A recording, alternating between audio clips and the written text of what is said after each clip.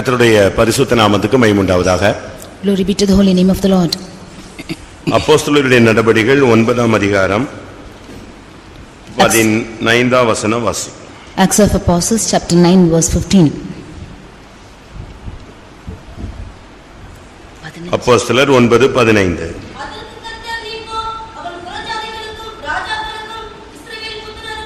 என்னுடைய நாமத்தை அறிவிக்கிறதற்காக நான் தெரிந்து கொண்ட பாத்திரமாய் இருக்கிறான். கர்த்தருடைய பரிசுத்த நாமத்துக்கு மகிமை உண்டாவதாக. Glory be to the holy name of the Lord. இங்கே அப்போஸ்தலனாகிய பவுலை கர்த்தர் ஒரு தெரிந்து கொண்ட பாத்திரம் என்று சொல்லுகிறார். Here the Lord is calling Apostle Paul as a chosen vessel. அவன் இன்னும் அப்போஸ்தலனாய் மாறவில்லை. He is still not become an apostle. அவனுடைய வாழ்க்கை இன்னும் மாறவில்லை. His life is yet not changed. அவனுடைய பெயர் மாற்றப்படவில்லை. His name is not yet been changed. அவனுடைய அழைப்பு உறுதிப்படுத்தப்படவில்லை. And this calling is not yet confirmed. இன்னும் அவன் ஞானஸ்நானம் எடுக்கவில்லை. He is yet not baptized. அபிஷேகம் பெறவில்லை. He is not anointed. அவனுடைய கண் பார்வை இன்னும் தெளிவாகவில்லை. Yet his eyesight is not clear. ஆனாலும் கூட அவனை குறித்த தேவனுடைய சித்தம் அங்கே தெளிவாக வெளிப்படுத்தப்படுகிறது. But the will of God concerning him is clearly revealed out here. நான் தெரிந்து கொண்ட பாத்திரமாய் இருக்கிறான். He is a chosen vessel unto me. ஒவ்வொருவரையும் குறித்து கர்த்தருக்கு ஒரு நோக்கம் இருக்கிறது. The Lord has a definite plan concerning everyone, every person. நாம் தேவனுடைய கரங்களில் உள்ள ஒரு பாத்திரமாக இந்த நாட்களிலே மாற வேண்டியது அவசியமாய் இருக்கிறது. These days it is necessary for us to change as the vessel was chosen in God's hands. வேதத்தின் அடிப்படையிலே பார்க்கும் பொழுது எழுத்தின் பிரகாரமான ஒரு பல பாத்திரங்கள் சொல்லப்பட்டுள்ளது. Under the aspect of the word of God we can see literal vessels in the word of God. ஆவிக்குரிய ஒரு தெரிந்து கொள்ளப்பட்ட பாத்திரங்களை குறித்து வேதம் அழகாக சுட்டிக்காட்டுகிறது. The word of God also prescribes about the spiritual vessels. நாம் எப்படிப்பட்ட பாத்திரம் என்பதை சில வசனங்களின் வெளிச்சத்திலே நாம் சிந்தித்து பார்க்கலாம். In the light of a few verses we should see as to what kind of vessel are we. தெய்வீக தன்மையுள்ள பாத்திரங்களும் இல்லாவிட்டால் தெய்வீகமற்ற பல பாத்திரங்களின் அனுபவங்களும் வேதத்திலே சுட்டிக்காட்டப்பட்டுள்ளது. The word of God depicts about the characters of the vessels which have divine characters and the other characters which are not having divine characters. நாம் எப்படிப்பட்ட பாத்திரங்கள்? Which kind of vessel are we? நம்முடைய நிலவரம் என்ன? What is our state? இவைகளை நாம் அறிந்து கொள்ள வேண்டியது, தெரிந்து கொள்ள வேண்டியது, புரிந்து கொள்ள வேண்டியது அவசியம். It is needed for us to understand this and to know about these types. நம்மை குறித்து தேவனுடைய திட்டம் நமக்கு தெரியாத பட்சத்திலே நம்முடைய பாதை மாறிக்கொண்டே இருக்கும். Unless we do not know the will of God concerning us, our path will be wavering. நம்மை குறித்து தேவனுடைய சித்தம் நமக்கு தெளிவாக இருந்தால் நம்முடைய பாதைகளும் தெளிவாக இருக்கும். If the will of God concerning us is clear, then the paths also will be clear. முதலாவது நாம் ஒரு தெரிந்து கொள்ளப்பட்ட பாத்திரம் என்பதை நாம் சிந்தையிலே வைத்துக் கொள்ள வேண்டும். Firstly, we should have in our mind that we are a chosen vessel. ஒவ்வொரு விசுவாசிகளும் ஒவ்வொரு ஊழியர்களும் ஒவ்வொரு தேவனுடைய பிள்ளைகளும் தேவனால் தெரிந்து கொள்ளப்பட்டவர்கள். Every believer and every servant of God and every child of God are chosen vessels of God. அழைப்பு எல்லாருக்கும் கொடுக்கப்படுகிறது. தெரிந்து கொள்ளுதல் சிலருக்கு தேவனால் அது அருளப்படுகிறது.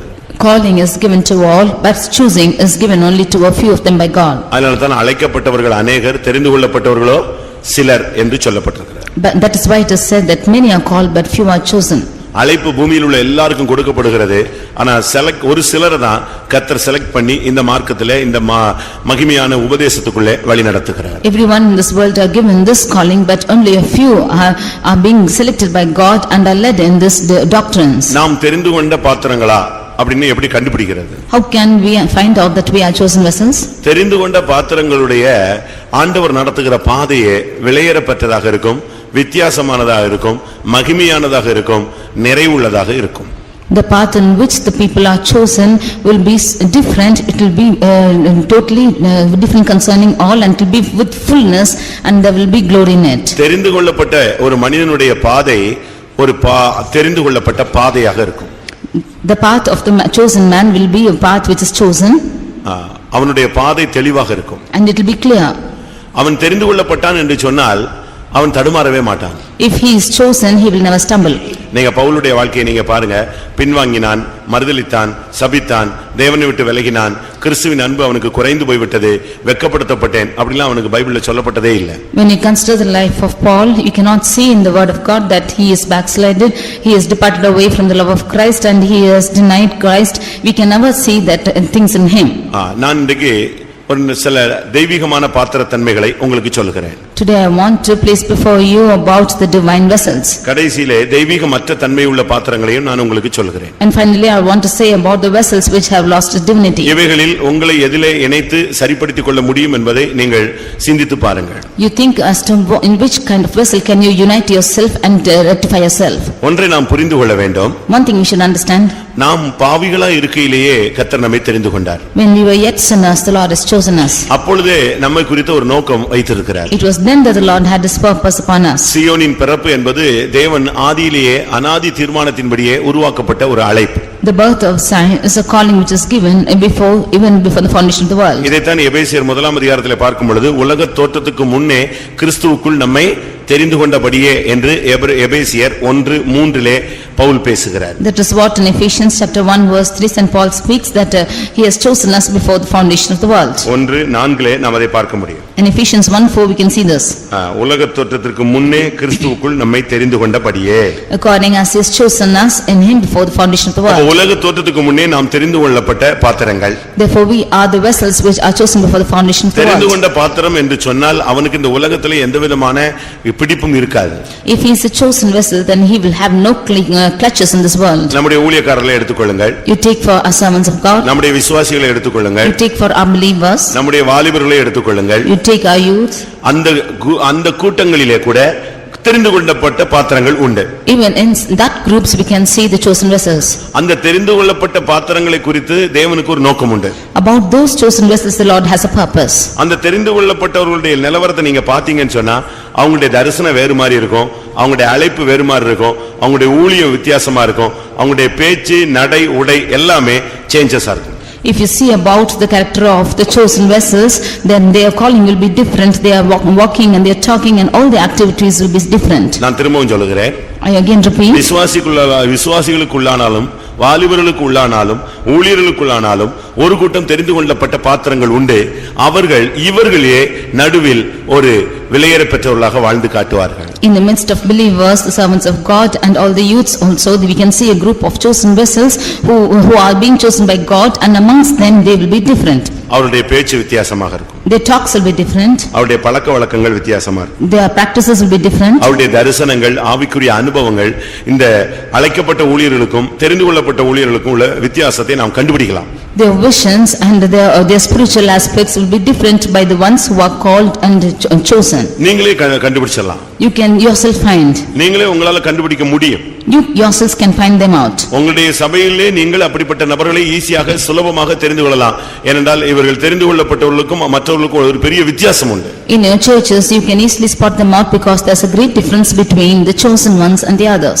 சவுலை இல்லாவிட்டால் பவுலை எங்கே போய் விட்டாலும் கண்டுபிடிக்கலாம். Wherever Paul is gone and left, you can spot him out.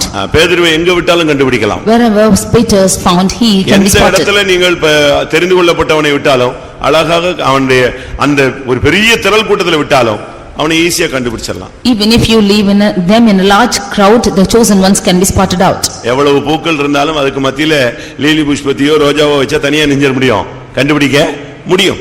How many ever flowers are kept in the midst of them, if a lily is being there, you can spot them out. ஆவிக்குரிய சபையிலே ஆவிக்குரியவர்களை தனியாக தெரிந்தெடுத்து விடலாம். In the spiritual churches, you can spot out the spiritual people separately. நீங்க பாருங்க, அந்த நாட்களில் இருந்துதானே கர்த்தருக்காக சேவை செய்த ஒரு பெரும் திரள் கூட்டம் ஆதி அப்போஸ்தலர் காலங்களிலே அந்த பவுலை தனியாக நாம் கண்டுபிடிக்கலாம். In that time when the early apostles served the Lord, we can spot out Paul differently. அவங்களுடைய ஜெபம் வித்தியாசமா இருக்கும். His prayer was different. அவனுடைய பிரதிஷ்டை வித்தியாசமாக இருக்கும். His consecration was different. அவனுடைய தங்குமிடம் வித்தியாசமாக இருக்கும். And all his attitudes were different. யோவான் ஸ்நானகனை நீங்கள் எடுத்து பாருங்க.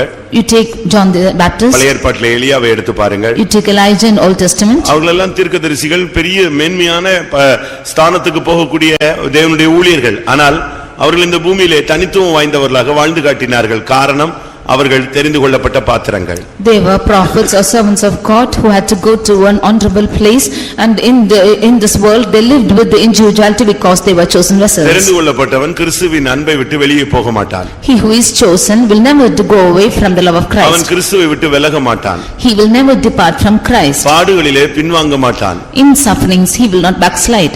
அவன் பிரதிஷ்டையிலே விட்டு கொடுக்க மாட்டான். He will never leave in his consecrations. பாவத்தோடு காம்ப்ரமைஸ் பண்ண மாட்டான். He will never compromise with sin. உலகத்தோடு ஒத்து போக மாட்டான். He will never get along with the world. உலகத்தின் வேஷம் அவனுக்கு பிடிக்காது. He will not like the fashions of the world. அப்படிப்பட்ட ஒரு வித்தியாசமான ஒரு கூட்டம் சபைக்குள்ளே உண்டு. அது மாத்திரமே தெரிந்து கொள்ளப்பட்ட பாத்திரங்கள். Such a different group is found in the church, that is the chosen group. பிரியமானவர்களே, இப்பொழுது நீங்கள் யோசித்து பாருங்கள், உங்கள் மேல் உள்ள அழைப்பு இல்லாவிட்டால் உங்கள் மேலே உள்ள அபிஷேகம் உங்களை எந்த தன்மையில் உங்களை வழிநடத்தி செல்கிறது. Now you think about yourself as to what kind of place is your life led to by this calling. எல்லாருக்குள்ள இருக்கிற ஆவி உலகத்தோடு ஒத்து போக வேண்டும் என்று பிரசங்கம் பண்ணும்போது உனக்குள்ள இருக்கிற ஆவி உலகத்தை விட்டு வேறு பிரிந்து நிற்க வேண்டும் என்று சொல்லுகிறதே, அதுதான் தெரிந்து கொள்ளப்பட்ட பாத்திரத்தினுடைய விசேஷித்த தன்மை. When the spirit and all of them is asking them to coincide with the world and go on, your spirit is not allowing you to go on. That is the speciality of the chosen vessel. நான் சொல்லுகிற பிரசங்கம் தெரிந்து கொள்ளப்பட்டவர்களுக்கு புரியும். Those of them who are chosen can understand this message. நம்மை குறித்து தேவனுக்கு ஒரு பெரிய நோக்கம் இருக்கிறார். The Lord has a great purpose concerning us. அந்த நோக்கத்தை நிறைவேற்ற அவர் உண்மையுள்ளவராய் இருக்கிறார். And he is faithful to fulfill that purpose. அவருக்கு தெரிந்து கொள்ளப்பட்ட பாத்திரங்கள் தேவை. And for him he needs chosen vessels. அந்த தெரிந்து கொள்ளப்பட்ட பாத்திரங்கள் மூலமாகத்தான் அவர் தன்னுடைய மனதை வெளிப்படுத்துகிறார், தன்னுடைய சித்தத்தை நிறைவேற்றுகிறார். He is revealing his mind through those chosen vessels and fulfills his will through them. விழுந்து போன ஆவிகள், சாத்தான் இல்லாவிட்டால் பிசாசின் கூட்டங்கள் தங்களுடைய இச்சைகளை, ஆசைகளை, சித்தங்களை நிறைவேற்ற மனித சரீரத்தை எப்படி உபயோகப்படுத்துகிறதோ அதுபோல சர்வ வல்லமையுள்ள தேவன் தன்னுடைய சித்தத்தை நிறைவேற்ற தெரிந்து கொள்ளப்பட்ட பாத்திரங்களை அவர் வேறு பிரித்து வைத்திருக்கிறார். As the fallen spirit, Satan or the evil spirits of this world are wanting to fulfill their lust through people chosen by them, even so God, the Almighty God, is wanting to fulfill his will through the chosen ones. இந்த தெரிந்து கொள்ளப்பட்டவனுங்க மௌனமாய் இருக்க மாட்டான். Those of them who are chosen will never be quiet. அவனுக்கு சும்மா இருக்க முடியாது. He cannot be silent. அவன் ஏதாவது கர்த்தருக்காக ஒரு வேலையை செஞ்சுக்கிட்டே இருப்பான். He keeps doing something for the Lord. புறஜாதிகளுக்கும் In the midst of Gentiles, ராஜாக்களுக்கும் in the midst of kings, Israel புத்திரருக்கும் in the midst of Israel, சுவிசேஷம் அறிவிப்பான். he will declare the gospel. தெரிந்து கொள்ளப்பட்டவனுடைய ஒரு வெளியரங்கமான தன்மை என்னன்னா, அவன் ஒரு சுவிசேஷகனாக எங்க டைம் கிடைச்சாலும் ஒரு சுவிசேஷ வேலையை செஞ்சுட்டே இருப்பான். An open show of the chosen vessels is he will do the gospel work anywhere he gets time. இரண்டாவது தெரிந்து கொள்ளப்பட்டவனை கண்டுபிடிக்கணும்னு சொன்னா அவன் ஆண்டவருக்காக அதிகமாய் பாடுபடுவான். Secondly, if you have to find out the chosen ones, he will labor more for the Lord. பாடுபடும் பொழுது முறுமுறுக்க மாட்டான். He will not murmur in his sufferings. பயமுறுத்த மாட்டான். He will not make them afraid. பதில் வைய மாட்டான். He will not speak instead. இப்படிப்பட்ட காரியங்கள் அவனுடைய பாடுபடுதல்ல வராது. ஏனென்றால் அவனுக்கு பாடுபடுதல் தான் அவனுடைய தரிசனம். This will not come in sufferings because the vision of him is suffering. அவன் என்னால் தெரிந்து கொள்ளப்பட்ட பாத்திரமா இருக்கிறான். அவன் எவ்வளவாய் பாடுபட வேண்டும் என்பதை நான் அவனுக்கு காண்பிப்பேன் என்று 16ஆம் வசனத்திலே ஆண்டவர் பேசுகிறார். In verse 16 the Lord says, he is a chosen vessel unto me, and for I will show him how great things he must suffer for my name's sake. எல்லாரும் தூங்குவாங்க, ஆனா தெரிந்து கொண்ட பாத்திரம் தூங்காது. All of them will sleep, but the chosen vessel will never sleep. எல்லாரும் பலவீனன்னு சொல்லுவாங்க, அந்த பலவீனம் அந்த தெரிந்து கொண்ட பாத்திரத்துக்கு உண்டு, ஆனா பலவீனன்னு சொல்லாது, அந்த பலவீனத்திலும் பலன் கொள்ளும். All of them will say they are weak, but the chosen vessel will also have the weakness, but in that weakness it will be strengthened. யாருமே தேவனுடைய சத்தம் எனக்கு கிடைக்கல, தரிசனம் கிடைக்கலன்னு சொல்லும்போது இந்த தெரிந்து கொண்ட பாத்திரத்துக்கு தேவ சத்தமும் கேட்கும், தேவ தரிசனமும் கிடைக்கும். When all of them say that they do not hear the voice of God nor see visions, but this chosen vessel will see the visions and hear the voice of God. இதுதான் மற்றவங்களுக்கும் இவங்களுக்கும் உள்ள ஒரு பெரிய different. This is the great difference between the others and them. அதனால நீங்களும் நானும் இந்த நாட்களிலே நாம் தெரிந்து கொண்ட பாத்திரங்களாக மாற்றப்பட வேண்டியது அவசியம். Therefore you and I should be turned as the chosen vessel these days. இரண்டாவதாக, Secondly, நாம் பரிசுத்தமான பாத்திரங்களாய் மாற வேண்டும். we should become holy vessels. யோசுவா 6ஆம் அதிகாரத்தை பார்க்கும் பொழுது, When we read in Joshua chapter 6, அங்கே 19ஆம் வசனத்தை பார்க்கும் பொழுது, verse 19, எரிகோவின் அந்த பாத்திரங்கள் எல்லாம் பரிசுத்தமாய் மாறின. the vessels of Jericho, all of them became holy. சகல வெள்ளியும் பொன்னும் வெண்கலத்தினாலும் இரும்பினாலும் செய்யப்பட்ட பாத்திரங்களும் கர்த்தருக்கு பரிசுத்தமானவைகள் அவைகள் கர்த்தரின் பொக்கிஷத்தில் சேரும் என்றான். எரிகோ என்பது சபிக்கப்பட்ட ஒரு சூழ்நிலையில் உள்ள ஒரு அனுபவம். Jericho is a state where it is cursed state. இல்லாவிட்டால் சபிக்கப்பட்ட ஒரு வாழ்க்கை. Or it's a life which is cursed. இல்லாவிட்டால் சபிக்கப்பட்ட ஒரு குடும்பம். Or it's a family which is cursed. இல்லாவிட்டால் சபிக்கப்பட்ட ஒரு ஊழியம். Or it's a ministry which is cursed. இல்லாவிட்டால் சபிக்கப்பட்ட ஒரு பாதை. Or it's a rock which is cursed. இப்படி சொல்லிட்டே போலாம். Like this you can keep on ஆனா saying. இவைகளுக்கு உள்ள கர்த்தர் ஒரு பரிசுத்தமான ஒரு பாத்திரங்களாக உருவாக்குகிறார். But in the midst of this the Lord creates holy vessels. அது வெள்ளியான பாத்திரம், There are vessels of silver, பொன்னான பாத்திரம், vessels of gold, வெண்கலத்தினாலும் இரும்பினாலும் செய்யப்பட்ட பாத்திரங்கள். and vessels of brass and iron. தாழ்ந்த தன்மை இருக்கு, உயர்ந்த தன்மை இருக்கு. There is a low state and also a high state. இரும்பு இருக்கு, பொன்னும் இருக்கு. There is iron and also gold. வெண்கலமும் இருக்கு, மீடியம் இருக்கு, வெண்கலமும் இருக்கு, வெள்ளியும் இருக்கு. There is brass and silver too. ஆனா இவைகள் எல்லாம் கர்த்தர் சொல்றாரு பரிசுத்தமானவைகள். But in the midst of them are consecrated ones. இது எதை காண்பிக்கிறது? What does this show? எரிகோவுக்குள்ள இருந்தாலும் நம்முடைய சூழ்நிலைகள் வித்தியாசமா இருந்தாலும் இவைகளுக்கு மத்தியில ஒரு பரிசுத்தமான ஒரு பாத்திரங்களாக நாம் வாழ்ந்து காட்டினால்தான் கர்த்தருடைய பொக்கிஷமாகிய பரலோக ராஜ்யத்துல போய் சேர முடியும். Although the situations be different like Jericho, although the situations around will be sinful, in the midst of this if we live a holy vessel we can go to reach heaven. எவ்வளவோ வெள்ளி இருக்கிறது இந்த உலகத்துல, எவ்வளவோ பொன்னு இருக்கிறது, ஆனா அது பொக்கிஷத்துல போய் சேர்றது இல்ல. எல்லாரும் ஒளிச்சு வச்சு அவங்கவங்க தங்களுடைய உபயோகத்துக்காக வைத்துக் கொள்ளுகிறார்கள். There are so much of silver and gold in this world, but it is not all going into the treasury of the Lord. They are being stolen and hidden and kept. அன்றைக்கு இருந்த ஜனங்கள் கூட பொன்னை வைத்திருந்தார்கள். Even the people of those days had gold. இரும்பு வைத்திருந்தார்கள். They had iron. வெண்கலம் வெள்ளி எல்லாம் வைத்திருந்தார்கள். They had brass and silver. அது அவங்களுடைய பொக்கிஷத்துல இருந்துச்சு. It was in their treasures. ஆனா இங்கே சொல்லி இருக்கிறதே, But here to say, இவைகள் கர்த்தரின் பொக்கிஷத்தில் சேர வேண்டும். they shall come into the treasury of the Lord. அது எப்ப சேரும்?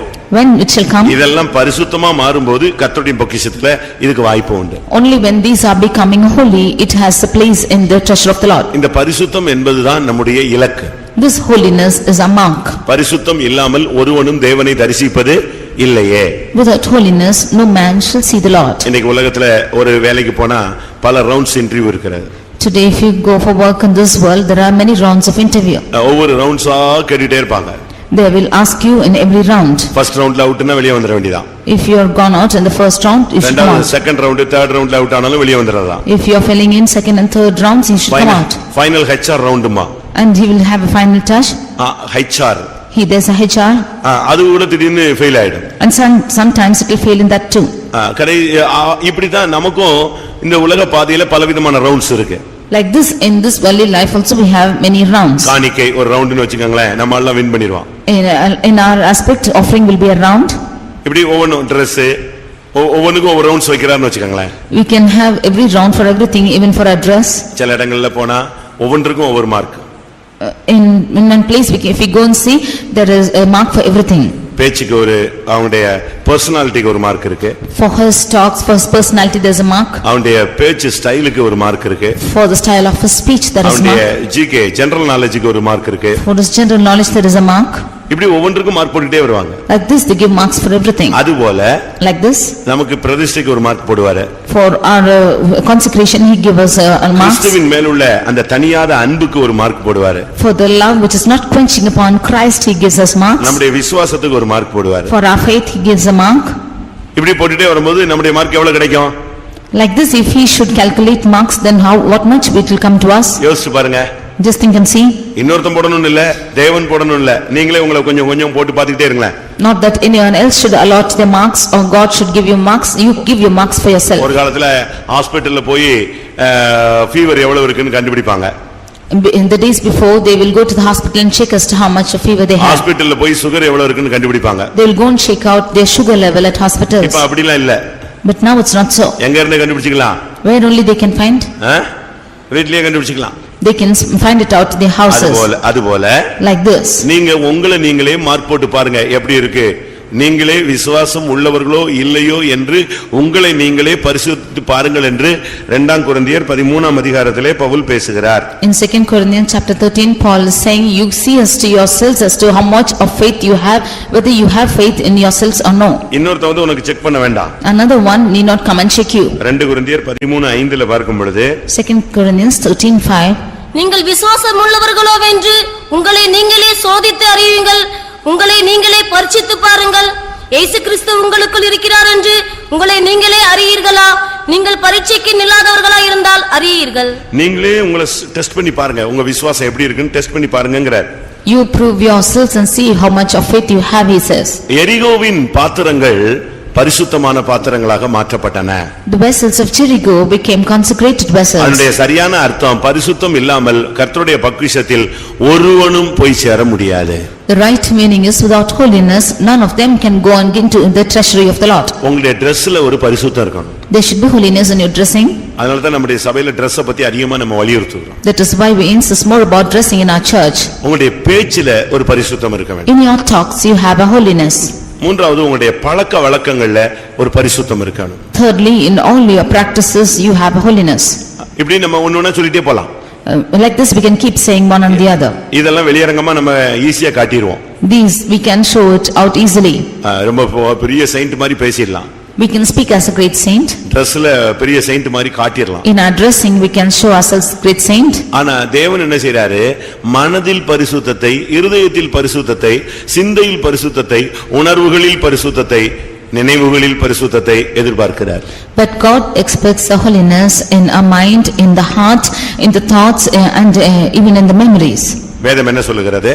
What does the word of God say? மனுஷன் முகத்தை பார்க்கிறான், தேவனோ இருதயத்தின் ஆழங்களை ஆராய்ந்து அறிகிறார். Man is looking upon the face, but God is searching out the depths of the heart. உங்களுடைய மனதிலே எப்படி இருந்துச்சுன்னு அவர் பார்க்கிறார். He sees us to the attitude of your mind is. ஒருத்தன் தவறு சொன்னா அவர் சொல்றாரு, இருதயத்தை சாத்தானுக்கு இடம் கொடுத்துட்டியேன்னு கேக்குறாரு. If one man is erring, then he is saying that you have given room for Satan in your heart. அனனியா அந்த காணிக்கையில கொஞ்சம் பணத்தை எடுத்து வச்சிட்டு வந்துட்டு பேதுருட்ட பேசிட்டு இருக்கான். When Ananias took a little bit of offering and was speaking to Peter. அப்ப பேதுரு அவன்கிட்ட பேசும்போது என்ன சொல்றாரு? When he was speaking to Peter, what did he say? பரிசுத்த ஆவியினிடத்திலே பொய் சொல்ல சாத்தான் உன் இருதயத்தை நிரப்பினது என்ன? How has the Satan made your heart to lie that you have lied unto the Holy Spirit? அந்த இடத்துல வெளியரங்கமா அவன் தவறு செஞ்சிட்டு வர்றான், ஆனா யாருக்குமே தெரியாது. ஆனா அது நடந்தது எங்க இருதயத்துல நடந்ததுன்னு பேதுரு சொல்றார். He is openly doing that wrong and coming, but nobody else knew, but Peter is saying that it has happened in this heart. அப்படினால பரிசுத்தத்தின் உச்சகட்டம் என்பது நினைவில், எண்ணங்களில், சிந்தையில், உணர்வில், அதுதான் தேவன் மென்ஷன் பண்றார். Therefore the holiness, the heights of holiness, the Lord is calling them, that is in their heart, in their mind, in the memories and in the thoughts. நாம் எல்லாருமே எரிகோவினுடைய பாத்திரங்கள் தான். We are all vessels of Jericho.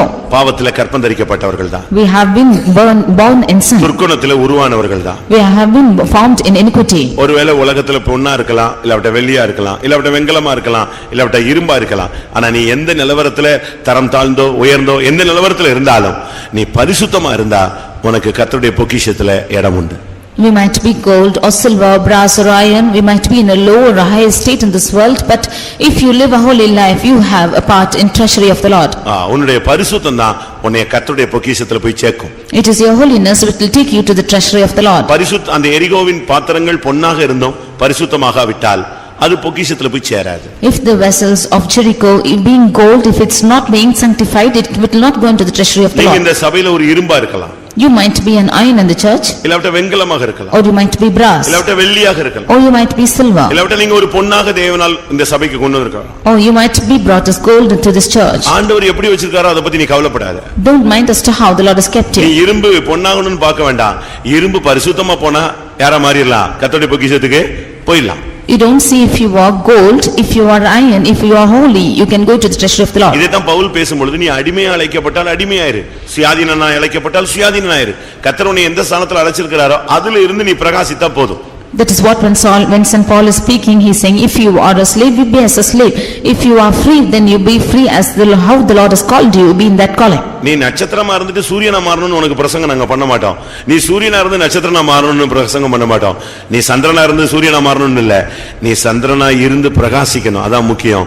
சூரியனா இருந்து பிரகாசிக்கணும், நட்சத்திரமா இருந்து நீ பிரகாசிக்கணும். We do not ask you to be a star, you being a star to become a sun, or you being a sun to become a star, or moon to become a sun. But if you are a star, you shine out like a star.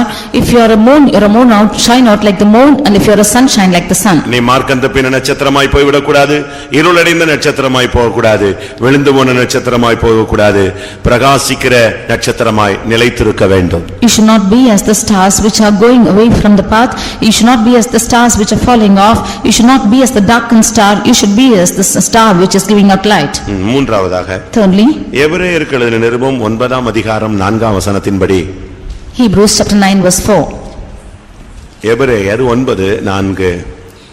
அதிலே பொன்னார் செய்த தூப கலசமும் முழுவதும் பொற்தகடு பொதிந்திருக்கப்பட்ட உடன்படிக்கை பெட்டி இருந்தன. அந்த பெட்டியிலே மன்னா வைக்கப்பட்ட பொற்பாத்திரமும் ஆரோனுடைய துளிர்த்த கோலும் உடன்படிக்கையின் கற்பலகைகளும் இருந்தன. இங்கே நாம் பார்க்கும் பொழுது உடன்படிக்கை பெட்டிக்குள்ளே இருந்ததான விலையேற பெற்ற 3 பொருட்கள் சொல்லப்பட்டிருக்கிறது. We see of the valuable things which are found in the ark of the covenant. அதிலே ஒன்று மன்னா வைக்கப்பட்ட பொற்பாத்திரம். Of which one is the golden pot that had manna. இங்கே ஒரு பொற்பாத்திரம் இருக்கிறது. There is a golden pot here. அந்த பொற்பாத்திரத்துக்குள்ள மன்னா வைக்கப்பட்டிருந்தது. In that golden pot was manna. நீ என்ன பாத்திரம், நீ ஒரு பொற்பாத்திரம் என்பதை நீ மனதில் வைக்க வேண்டும். You should have in your mind that you are a golden pot. ஆண்டவர் இதை தன்னுடைய திட்டத்தின்படி தான் வைத்திருந்தார். The Lord has kept this according to his plan. உடன்படிக்கை பெட்டியின் மேலே கிருபாசனம் உண்டு, கேருபீன்கள் உண்டு, கர்த்தருடைய சத்தம் உண்டு. Above the ark of the covenant are found cherubims and the seat of the Lord, and there are the voice of God too. அது ஒரு பெட்டி. It's an ark of covenant. எதற்காக அதை ஒரு பெட்டியாக தேவன் உண்டாக்கினார்? Why did the Lord make it as a box? அதுக்கு பல பெயர்கள் உண்டு. There are many names given to it. உடன்படிக்கை பெட்டி, It's the ark of the covenant. சாட்சியின் பெட்டி, It's the ark of testimony. சர்வவல்லவருடைய ஆண்டவருடைய பெட்டி, It's the ark of the Almighty God. வல்லமை விளங்கும் பெட்டி, வல்லமை விளங்கும் It's the பெட்டி. ark which reveals the power. இப்படி அதுக்கு பல பெயர்கள்லாம் இருக்கு. There are so many names given இந்த to it. பெட்டி நாங்களே இந்த பெட்டிக்குள்ள என்ன இருக்கு? There it says the ark, what is found in the ark? அந்த பெட்டிக்குள்ள 3 காரியத்தை கர்த்தர் வைக்க முடியாது சொன்னார். The Lord commanded 3 things to kept in the ark of the covenant. இது பெட்டி என்பது ஒரு தனிமனித ஜீவியத்தையும் காண்பிக்கிறது, சபையையும் காண்பிக்கிறது. This ark is showing an individual person and also the church. தேவனுடைய ஊழியம் என்பது ஒரு உடன்படிக்கை பெட்டி. அதை தொட்டவன் செத்தான். The church of God, the minister of God is the ark of covenant. Whoever touches it will die. அதை எட்டி பார்த்தவன் செத்தான். One who peeps into it also will die. அடுத்து Nextly, தேவனுடைய விசுவாசிகளும் ஊழியர்களும் உடன்படிக்கை பெட்டிகள். the believers and the sons of God are the ark of the covenant. உன்னை தொடுகிறவன் என் கண்மணியை தொடுகிறான். He who toucheth you toucheth the apple of mine eye. உன்னை தொடர்றதுக்கு யாருக்கும் power ஆண்டவர் அனுமதி கொடுப்பதே இல்லை. The Lord never admits or gives power for anyone to touch you. அப்ப இந்த பெட்டிக்குள்ள எது இருந்தா இந்த வல்லமை இருக்கும்? So what should be there in this ark that there will be power? உடன்படிக்கை பெட்டிக்குள்ள 3 காரியத்தை வைக்க முடியாக கர்த்தர் சொல்லியிருந்தார். The Lord commanded to keep 3 things in the ark of the covenant. ஒன்று மன்னா வைக்கப்பட்ட பொற்பாத்திரம். One is the golden pot that had manna. உடன்படிக்கையின் கற்பலகைகள். And the tables of covenant. மூன்றாவது ஆரோனுடைய தளிர்த்த கோல். And thirdly, Aaron's rod that budded. இந்த மூணையும் உள்ளே வைக்க முடியாக கர்த்தர் சொன்னார். The Lord commanded to keep these 3 things inside. ஒரு பொற்பாத்திரம் செஞ்சு You should make a golden pot அதுக்குள்ள இந்த மூணையும் வைங்க. and keep these 3 things into it. இதுதான் ஆரம்பத்திலே தேவனுடைய மனதில் இருந்த ஒரு அணு. This is what in the mind of God in the beginning. இஸ்ரவேல் ஜனங்கள் கானானுக்குள்ளே அடியெடுத்து வைத்து அந்த கானான் தேசத்தின் கனிகளை புசிக்க ஆரம்பித்த உடனே அவர்களுக்கு வனாந்தரத்தில் கொடுக்கப்பட்ட தூதர்களின் அப்பமாகிய மன்னா நிறுத்தப்பட்டது. When the children of God stepped into Canaan and they ate of the fruit of the land, this manna which was given from heaven was stopped. கர்த்தர் அதை நிறுத்தினார். The Lord stopped it. ஆனால் அது கொடுக்கப்பட்டதற்கு அடையாளமாக அந்த ஜனத்துக்கு நினைப்பூட்டுதலாக கொஞ்சம் மன்னாவை எடுத்து இந்த பொற்பாத்திரத்தில் வைத்து அதை பெட்டிக்குள்ளே வைத்து பாதுகாக்க முடியாக கர்த்தர் சொன்னார். But as a sign of remembrance, the Lord asked to keep some manna into a golden pot. ஆனா என்ன நடந்தது? But what happened? இது தேவனுடைய திட்டத்திலே இருந்தது. This was in the plan of God. இரண்டாவது, அவர்களோடு உடன்படிக்கையின் மூலமாக கர்த்தர் பேசினால் அவருக்கு கற்பனைகளை கொடுத்தார். அந்த கற்பனைகளை அவர்கள் வனாந்தரத்தில் பின்பற்ற வேண்டும், வாழ்நாளெல்லாம் பின்பற்ற வேண்டும் என்று அந்த உடன்படிக்கையின் கற்பனைகளை அதுக்குள்ள வைக்க சொன்னார். Secondly, the Lord covenanted with the people with the tables of covenant, and that the people might follow them all the days of their life. The Lord asked them to keep the tables of covenant into the ark. அடுத்து மூன்றாவதாக, Thirdly, ஊழியம் யார் செய்வது என்கிற ஒரு பெரிய கேள்வி எழுப்பப்பட்டது. there was a great question as to who should do the ministry. அது இன்றைக்கல்ல, அன்றைக்குமே இப்படிப்பட்ட போராட்டங்கள் இருந்து கொண்டே இருந்தது. It is not only today, even then this problem existed. அப்படி ஒரு சூழ்நிலை அனுமதிக்க கேள்வி எழுப்பப்பட்ட போது When such a question arose, தேவன் அந்த பிரச்சனைகளை முடிவுக்கு கொண்டு வர சித்தம் கொண்டார். The Lord wanted to bring this problem to an end. அதனால் அவர் என்ன செய்தார்? Therefore what did he do? யார் ஊழியம் செய்யலாம் என்பதை நிரூபிக்கும்படியாக 12 கோத்திரத்தின் தலைவர்களையும் அழைத்து அவர்களுக்கு அங்கே கோல்களை எடுத்துக்கொண்டு வரும்படி கட்டளையிட்டார். In order to prove as to who can do the ministry, the Lord commanded all the 12 leaders of the 12 tribes and to bring them rods. யாருடைய கோல் துளிர்க்கிறதோ அது மட்டும் அவர்கள் மாத்திரமே ஊழியம் செய்யலாம் என்ற கட்டளையை தேவன் கொடுத்தார். Whoever's rod is being budded, they alone can do the ministry, said the Lord. அது ஒரு தேவன் அன்றைக்கு கொடுத்த ஒரு அடையாளம். That was a sign which the Lord had given. குழப்பத்தை தீர்க்கும்படியாக தேவன் வைத்திருந்த ஒரு திட்டம். It was the plan which the Lord had kept to take away the confusion. அன்றைக்கு ஆரோனுடைய கோல் துளிர்த்தது நமக்கு எல்லாருக்கும் தெரியும். It was that day that the rod of Aaron budded. தேவன் அதன் மூலமாக தன்னுடைய திட்டத்தை வெளிப்படுத்தினார். It was through this that the Lord revealed his plan. இந்த மூன்றுமே நிலைத்திருக்க வேண்டும், கர்த்தருடைய பெட்டிக்குள்ளே அந்த உடன்படிக்கை பெட்டிக்குள்ளே இருக்கணும்ங்கறதுல தேவன் திட்டமாயிருந்தார். All the three should stand long and it should be found in the ark of the covenant. This is the plan of God. ஆனா என்ன நடந்துச்சு தெரியுமா? But what happened? நாட்கள் போக போக நடந்த சம்பவம் என்ன? What did happen as the days went by? இரண்டாம் நாளாகமம் 5ஆம் அதிகாரம் 2 Chronicles chapter 5 10ஆம் வசனத்தை பார்க்கும் பொழுது verse 10. இஸ்ரவேல் புத்திரர் எகிப்திலிருந்து புறப்பட்ட பின் கர்த்தர் ஓரேபிலே அவர்களோடு உடன்படிக்கை பண்ணின போது மோசே அந்த பெட்டியிலே வைத்த 2 கற்பலகைகளே அல்லாமல் அதிலே வேறொன்றும் இருந்ததில்லை. எப்படி இருக்கு? எவ்வளவு தெளிவா சொல்லி இருக்கு பாத்தீங்களா? How clearly it is said out here. அந்த பெட்டியிலே வைத்த 2 கற்பலகைகளே அல்லாமல் அதிலே வேறு ஒன்றும் இல்லை. There was nothing in the ark save the 2 tables which the Lord had kept. எந்த 2 மிஸ்ஸிங் ஆயிடுச்சு? What other 2 are missing? மன்னா வைக்கப்பட்ட பொற்பாத்திரமும் போயிருச்சு, ஆரோனுடைய தளிர்த்த கோலும் போயிருச்சு. இப்ப இருக்கிறது என்னது? இன்னைக்கு உலகத்தில் இருக்கிற சபைகள் இருக்கிறதெல்லாம் பிரமாணங்களும் உபதேசங்களும் வாக்குத்தத்தங்களும் இல்லாவிட்டால் இந்த 10 கட்டளைகளையும் வச்சுக்கிட்டு தான் நிக்கிறாங்களே தவிர உண்மையான ஊழியம் என்ற ஆரோனுடைய தளிர்த்த கோல் இல்லை. மன்னா வைக்கப்பட்ட அந்த ஆழமான உபதேசங்கள், அந்த வெளிப்படுத்தல்கள், பரலோகத்திலிருந்து வரப்பட்ட அந்த உபதேசங்கள் இன்றைக்கு இல்லை.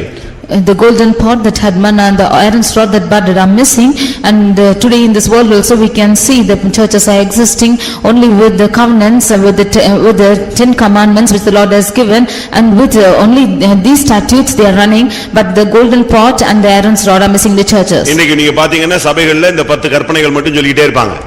Now in the churches we can see them reciting these 10 ஆரோனுடைய commandments. தளிர்த்த கோலை பத்தி பேசுறதுக்கு ஆள் கிடையாது. There is nobody to speak about the Aaron's rod that budded. பரலோகத்திலிருந்து இல்லாவிட்டால் பரத்திலிருந்து டெய்லி அனுப்பப்பட்ட அந்த மலை போல பனி போல பொழிந்ததான அந்த மன்னா இன்னைக்கு என்ன கிடையாது சபைகளில் இல்ல. உபதேசம் பொழியும்னு உபாகமம் 32:1-2 ஆண்டவர் சொன்னாரே, அந்த உபதேசம் பொழிகிற அந்த மன்னா இன்னைக்கு கிடையாது. As the Lord that said in Deuteronomy chapter 32 about the doctrine which comes down as dew, that doctrine is not found in the churches, or the golden pot of that had manna is missing. ஒரு சபைன்னு சொன்னா ஆரோனுடைய தளிர்த்த கோல் அந்த ஊழியம் இருக்க வேண்டும். If it is a church, you should find out the ministry or the Aaron's rod that budded. இரண்டாவது மேலே இருந்து வருகிறதான உபதேசம் வேண்டும். Secondly, there should be the doctrine which is coming from on high. மூன்றாவது தான் பிரமாணங்களும் இல்லாவிட்டால் இந்த 10 கட்டளைகளும் தேவை. It is thirdly that the tables of covenant needed. ஆனா சாலமோன் காலத்திலே அது மிஸ் ஆகி போயிருச்சு. But even in the days of Solomon it was missing. அன்னையில இருந்து இந்த 10 பிரமாணத்தை தான் நம்முடைய சபைகளில பேசிட்டு வர்றாங்க. It was from the day that the people are speaking about the 10 commandments in the churches. ஆனால் ஒரு தனி மனிதன் மன்னா வைக்கப்பட்ட ஒரு பொற்பாத்திரமாக இருக்க வேண்டும். But an individual man of God should be found as the golden pot that had manna. உனக்குள்ளே ஒரு மன்னா இருக்க வேண்டும். You should have a manna within you. மன்னா எப்போ வரும்? When will manna come? அதிகாலையில். It will come in early morning. சூரியன் உதித்து அதனுடைய வெப்பம் அதிகரித்தால் மன்னா இல்லாமல் போய்விடும். By the heat of the sun, this manna will vanish. மன்னா வைக்கப்பட்ட பொற்பாத்திரம் சொன்னா நீ அதிகாலையிலே தேவனிடத்திலிருந்து வார்த்தை பெற்றுக்கொள்ளக்கூடியவன் என்று அர்த்தம். If you are a golden pot that had manna, you should receive the word of God early in the morning. தேவனிடத்திலிருந்து கிருபை பெற்றுக்கொள்ளக்கூடியவன் என்று அர்த்தம். It means that you receive the grace from God. அதிகாலையிலே தேவனிடத்திலிருந்து ஆலோசனை பெற்றுக்கொள்ளக்கூடியவன் என்று அர்த்தம். Early in the morning, receiving the counsel from God. நீ ஒரு பொற்பாத்திரமாக இருந்தால், if you be a golden pot, உனக்குள்ளே ஒரு மன்னா இருக்க வேண்டும். there should be a manna within you. நீ இந்த சபையிலே ஒரு நபராக இருந்தால், if you be a member of this church, அபிஷேகம் பண்ணப்பட்ட ஒரு நபராக இருந்தால், if you be an anointed person, நீ ஒரு பொற்பாத்திரம் என்றால் உனக்குள்ளே என்ன இருக்கணும்? அப்போஸ்தல உபதேசம் இருக்க வேண்டும். if be a golden pot, you should have the apostolic doctrine within you. புதிய கிருபையை காண்பிக்கிறது, புதிய கிருபையை காண்பிக்கிறது. It shows new grace. ஆண்டவருடைய வார்த்தையை காண்பிக்கிறது. It shows the word of God. அதிகாலையில் தேவனை தேடுகிற அனுபவத்தை காண்பிக்கிறது. It shows the experience of seeking the Lord early in the morning. கர்த்தர் உன்னை வனாந்திரத்தில் நடத்துகிற ஒரு அனுபவத்தை காண்பிக்கிறது. It shows the experience of God leading you in the wilderness. ஒன்றுமில்லாததிலும் கர்த்தர் உன்னை போஷிப்பார் என்பதை காண்பிக்கிறது. Without anything, it shows that the Lord shall feed you. நீ ஒரு பொற்பாத்திரமாய் இருந்தால் உனக்குள்ளே மன்னா இருக்க வேண்டும். If you be a golden pot, you should have manna within நீ you. பொற்பாத்திரம் இல்லாவிட்டால் உனக்குள்ள ஒண்ணுமே இருக்காது. If you are not a golden pot, there is nothing.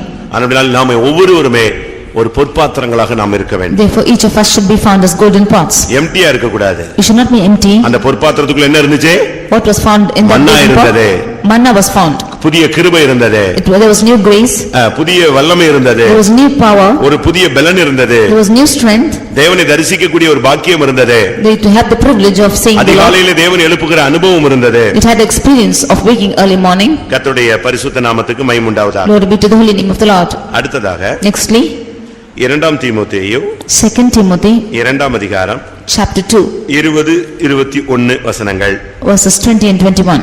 ஒரு பெரிய வீட்டிலே பொன்னும் வெள்ளியுமான பாத்திரங்களும் அல்லாமல் மரமும் மண்ணுமான பாத்திரங்களும் உண்டு. அவைகளில் சில கனத்திற்கும் சில கனவீனத்திற்குமானவைகள்.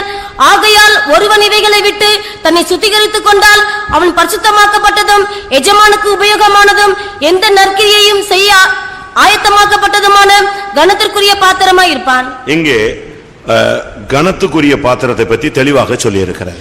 Here we see about the vessels to honor. நாம் ஒரு வேலையில இருந்தா நல்ல ஒரு கனத்துக்குரிய ஒரு வேலையில இருக்கணும். If we be in a job, we should be in an honorable job. சபைக்குள்ள இருந்தாலும் நீங்கள் ஒரு கனத்துக்குரிய ஊழியர்களாக கனத்துக்குரிய விசுவாசிகளாக இருக்க வேண்டும். Even if you are in the church, you should be honorable sons of God or honorable believers. அது என்ன ஊழியத்துல கனத்துக்குரியவன் இல்லாவிட்டால் விசுவாசிகள கனத்துக்குரியவனா வந்த உடனே எல்லாரும் எழும்பி நின்னு விஷ் பண்ணி நீங்க கொஞ்சம் கூடி காணிக்க கொடுத்ததுனாலயா அப்படியா? When you say honorable sons of God or believers, when everybody comes, they will stand up and wish, is that honorable ones? நான் இந்த எழுத்தின் பிரகாரமான கனத்தையே நான் பேசல. I do not speak about little honor. எழுத்தின் பிரகாரமான கனம் ஒண்ணுமே கிடையாது. ஆண்டவருக்கு முன்னால நம்ம எல்லாம் மண் என்று நம்ம என்ன செய்கிறாரா? அவர் நினைவு கூறுகிறார். There is no little honor because the Lord remembers as earth. சபையில உன்னை கனம் பண்றது வந்து பெரிய காரியமே கிடையாது. There is no use of you honoring in the church. சபையில தேவன் ஒருவரே பெரியவர். The Lord himself is great in the church.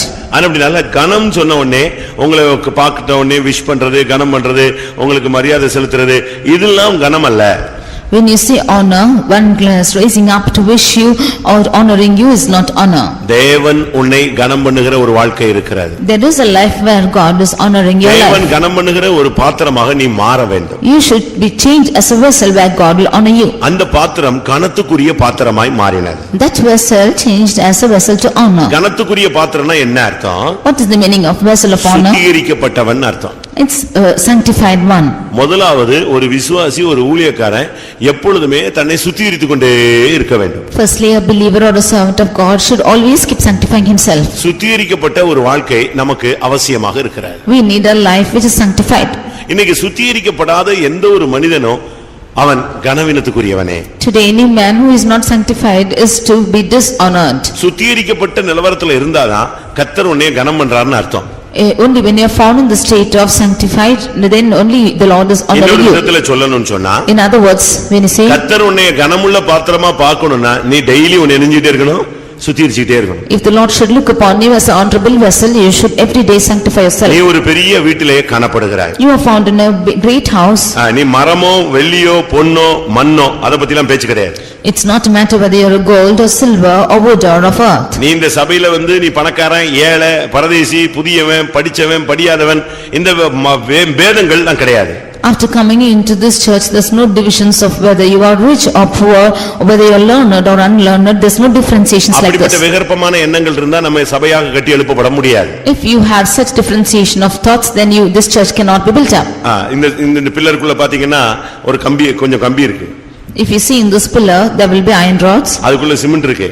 And there is cement in it. அதுக்குள்ள மண் இருக்கு. And there is mud in it. இப்படி அதுக்கு மேல பெயிண்ட் அடிச்சு வச்சிருக்கோம். And above it is painting. இப்படி எல்லாம் சேர்ந்து அது ஒரு தூணா நிக்குது. With all these together, it is found as அதுபோல சபைன்னு சொன்னா பொன்னு இருக்கும் வெள்ளி இருக்கும் மரம் இருக்கும் மண் இருக்கும். அதத்தான் நான் சொல்லல. நீ எந்த நிலவரத்துல இந்த சபைக்குள்ள இருந்தாலும் கனத்துக்குரியவனா இருக்கணும். Like this in the church, there is gold and silver and wood and earth, whatever state you are found in, you should be vessel of honor. கர்த்தரே உன்னை கனத்துக்குரியவனாய் மாத்தணும் இல்ல நீ கனத்துக்குரியவனாய் மாற்றப்படணும் நீ ஆசைப்பட்டேன்னு சொன்னா உன்னை டெய்லி நீ சுத்திரிச்சுக்கிட்டே இருக்கணும். If the Lord himself should turn you as a vessel of honor, or if you want God to honor you, you should sanctify yourself every day. கைகால் கழுவுறது நீட்டா Dress பண்றது அது அல்ல. Not just washing your hands and feet and dressing neatly. These are little ones. உன்னுடைய ஜீவியத்துல ஒரு சுத்திகரிப்பு இருந்துகிட்டே இருக்கணும். There need to be a sanctification in your life. அதனால தான் வேதம் என்ன சொல்லுகிறது? That is why the word of God says, ஒருவன் இவைகளை விட்டு தன்னை சுத்திகரித்துக் கொண்டால், if a man should purge himself from these and be sanctified, அவன் பரிசுத்தமாக்கப்பட்டதும் எஜமானுக்கு உபயோகமாக்கப்பட்டதும் எந்த நற்கிரியைக்கும் ஆயத்தமாக்கப்பட்டதுமான கனத்துக்கு உரிய பாத்திரமாய் இருப்பான். he shall be a vessel unto honor, sanctified and meet for the master's use and prepared unto every good work. கர்த்தர் உன்னை use பண்ணி உன்னை மேன்மைப்படுத்தணும் நீ ஆசைப்பட்டினா சுத்திகரிக்கப்பட்ட ஒரு நிலவரத்தை டெய்லி காத்துக்கொண்டே வர வேண்டும். If you desire the Lord to use you and become honorable in his sight, then you should preserve this experience of உன்னை sanctification. சுத்திகரிக்கும் பொழுது நீ பரிசுத்தமாகிறாய். When you become sanctified, you become holy. உன்னை சுத்திகரிக்கும் பொழுது எஜமானுக்கு உபயோகமாய் மாறுகிறாய். When you become sanctified, you become used to master. உன்னை சுத்திகரிக்கும் பொழுது எந்த நற்கிரியைக்கும் கர்த்தர் உன்னை எடுத்து ஆயத்தப்படுத்துவார். When you are sanctified, the Lord can use you for every good work. ஆண்டவர் யாரை யூஸ் பண்ணலாம் அப்படினா யாரை தேடுவேன் யாரை அனுப்புவேன்னா டக்குன்னு உன்னை தான் அவருக்கு தெரியும். When the Lord is seeing us to whom he can seek for and whom he shall send, then you will be in his sight. இந்த சபையில ஒரு ஆளை ஆசீர்வதிக்கணும் அப்படினா ஆண்டவருடைய மனதில நீதான் வரணும். If the Lord should bless one in the church, then you should come in the mind of God. இந்த தேசத்துல ஒருத்தனை தெரிந்து கொள்றேன்னு சொன்னா கர்த்தருக்கு உன்னை தான் கண்ணுக்கு தெரியணும். If the Lord should choose one person in this land, then you should be found in God's sight. நான் ஒரு தூது கொடுக்கணும் இந்த சபைக்கு ஒரு வார்த்தை கொடுக்கணும் அப்படினா இவன் மூலமா கொடுக்கணும்னு கர்த்தர் ஆசைப்படணும். When there should be a message given to the church, then the Lord should desire to give it through you. ஒரு வருகையின் தரிசனம் கொடுக்க போணும் நான் சபையில வெளிப்படுத்தல கொடுக்கணும் ஏவுதல் கொடுக்கணும் அப்படினா கர்த்தர் உடனே மனசுல யார் ஆண்டவருடைய மனசுல யாரா வரணும் நீதான் வரணும். கனத்துக்கு நீ சுத்திகரிக்கப்பட்டவனா இருந்தா பட்டுன்னு கர்த்தர் உன்னை தான் எடுத்து யூஸ் பண்ணுவார். If the Lord should give a vision concerning us coming to the church, then you should come in the remembrance of the Lord, and if you are sanctified, the Lord will make you a vessel. நீ சுத்திகரிக்கப்படாத ஒரு விசுவாசியாக ஒரு ஊழியனாக ஒரு தேவனுடைய பிள்ளையாக சபைக்குள்ள இருந்தா கர்த்தர் உன்னை யூஸ் பண்ண முடியாது. சபைக்குள்ள இருக்கலாம் கவுண்டிங்ல இருக்கலாமே தவிர யூஸ்லெஸ்ஸா ஒரு கனவீனமான பாத்திரமா நீ சபைக்குள்ள உட்கார்ந்திருப்ப. If you be a believer or a servant of God or a child of God who is in this church not being sanctified, you can be a member of the church, but the Lord cannot use you. இப்ப இந்த சபையில பேசணும்னு கர்த்தர் ஆசைப்படுறார். Now the Lord wants to speak to this church. ஒரு கூட்டத்தின் வாயிலாக கர்த்தர் இந்த கூட்டத்தை ஒரு காத்திர கூட்டம்னு வெச்சுக்கோங்களேன். அதுல கர்த்தர் பேசணும்னு ஆசைப்படுறாருன்னா டக்குன்னு அவர் எங்க தான் வர முடியும் சொல்லுங்க? Through the meeting or a tarrying meeting, if the Lord wants to speak through you, then where அந்த this should come? கூட்டத்துல இருக்கிற சுத்திகரிக்கப்பட்ட ஊழியனுக்குள்ள தான் அவர் என்ன செய்ய முடியும் அந்த பவரை உள்ள அனுப்ப முடியும். He can send his power only to the servant of God who is sanctified in that meeting. ஒரு விசுவாசி கூட இருந்து சபைக்குள்ள பிரகாசிக்கணும்னு ஆசைப்பட்டார்னா அந்த வல்லமை வரும் பொழுது எந்த பாத்திரம் சுத்திகரிக்கப்பட்டிருக்கோ அதை என்ன செய்யும் யூஸ் ஆகும். If the Lord wants to shine out through a believer in the church, which a vessel which is sanctified, only through that he can shine out. இப்போ ஒரு காந்தம் வருது. A magnet is coming. அது எதை தான் இழுக்கும்? What would it attract? சொல்லுங்க. இரும்பத்தான் அது இழுக்கும். It will attract iron. அதுபோல like this, தேவனுடைய வல்லமை வரும் பொழுது இந்த சபைக்குள்ள யார் சுத்திகரிக்கப்பட்டு அன்னைக்கு வெயிட்டிங்ல இருக்கானோ அவன் யாரா இருந்தாலும் சரி டக்குன்னு உள்ள வந்து பேசிடுவாரு. உள்ள வந்து ஒரு தரிசனம் கொடுப்பாரு, உள்ள ஒரு அபிஷேகத்தை கொடுப்பார், உள்ள ஒரு அக்னியை கொடுப்பார், உள்ள ஒரு பெரிய எழுப்புதலை கொடுப்பார். When the power of God is coming within you, then whoever is sanctified and is ready for his use, he will bring his anointing, he will give his fire, he will give his word through him.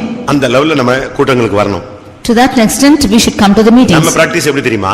How is our practice? கூட்டத்துக்கு வந்து 2 மணி நேரம் கழிச்சு தான் நம்ம வண்டியே சுத்திகரிக்கப்பட்ட நிலவரத்துக்கு வருது. Our vehicle is being sanctified after coming to this meeting even after 2 hours. நீங்க வரும்போதே உங்களை ஆயத்தப்படுத்திட்டு வந்து உள்ள உட்காரணும். And your coming itself you should be ready and come to his presence. அப்ப ஸ்டார்டிங்லயே கர்த்தர் உங்க மூலமா என்ன செய்ய ஆரம்பிச்சிருவாரு? பேச ஆரம்பிச்சிருவாரு. Then in the beginning itself the Lord will begin to speak through you. இது கனத்துக்குரிய ஒரு பாத்திரமாய் நாம் இந்த சபையிலே இருக்க வேண்டும். Therefore we should be a vessel who is honorable in the church. ஒன்று தெரிந்து கொண்ட பாத்திரம். Firstly chosen vessel. பரிசுத்தமான பாத்திரம். Secondly holy vessel.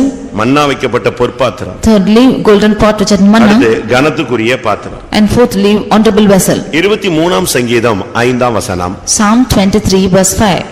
23:5 எல்லாருக்கும் தெரிந்த ஒரு வேத வசனம். It's a verse which all know. என் சத்துருக்களுக்கு முன்பாக நீர் எனக்கு ஒரு பந்தியை ஆயத்தப்படுத்தி என் தலையை எண்ணெயால் அபிஷேகம் பண்ணுகிறீர், என் பாத்திரம் நிரம்பி வழிகிறது. இது நிரம்பி வழிகிற ஒரு பாத்திரத்தை நாம் அங்கே பார்க்கிறோம். We can see a vessel which is running over. நம்முடைய பாத்திரம் எப்பவுமே ஃபில் பண்ணியே இருக்கணும். Our vessel should always be filled. இன்னும் சொல்ல போனா நிரம்பி என்ன செய்யணும்? வழியன். And more to say, should run over. நமக்குள்ள ஒரு அபிஷேகம்னாலும் சரி, ஒரு விசுவாசம்னாலும் சரி, ஒரு தெய்வீகம்னாலும் சரி, இரக்கம் என்று சொன்னாலும், எந்த கேரக்டர்ல நீங்க வந்தாலும் ஒரு தெய்வீகத்தினுடைய ஒவ்வொரு ஸ்டெப்லயும் வரும்போது நமக்குள்ள அது என்ன செய்யணும்? நிரம்பி வழியும். The faith within us, the divine divinity within us, the mercies within us should all be running over. கிருபை அப்படினா ஏதோ கொஞ்சோண்டு கிருபை வச்சிட்டு இருக்க கூடாது. When it is saying grace, not to have a bit of grace. ஒரு பெண்ணிடத்துல ஒரு தீர்க்கதரிசி கேக்குறான், உன்னோட வீட்ல என்ன இருக்கு அத சொல்லு அப்படிங்கறான்.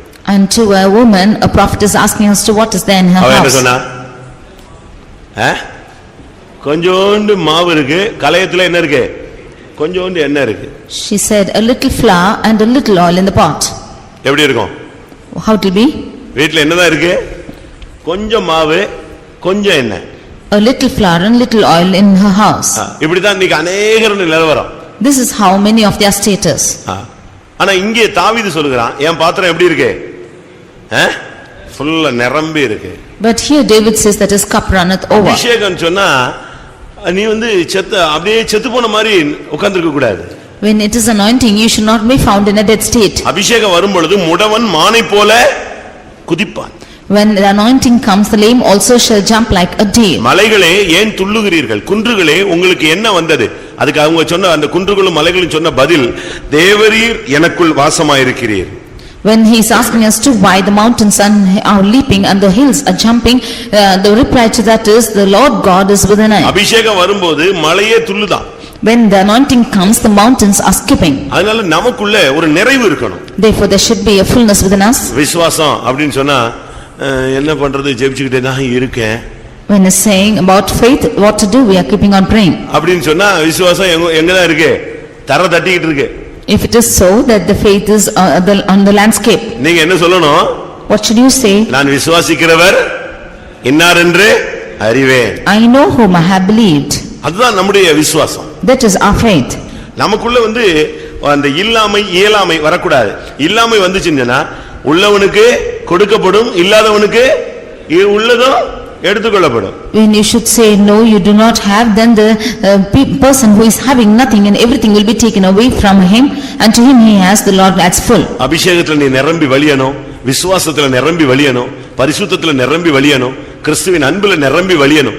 பவுல் சொல்றார்ல, கிறிஸ்துவின் அன்பு எனக்குள் நெருக்கி ஏவுகிறது. You should overflow in anointing, you should overflow in the faith, in the love of Christ, in the holiness, and as St. Paul is saying, the love of Christ is constraining me. அபிஷேகம் வந்துட்ட பிறகு வெட்கப்படக்கூடாது, style பண்ணக்கூடாது.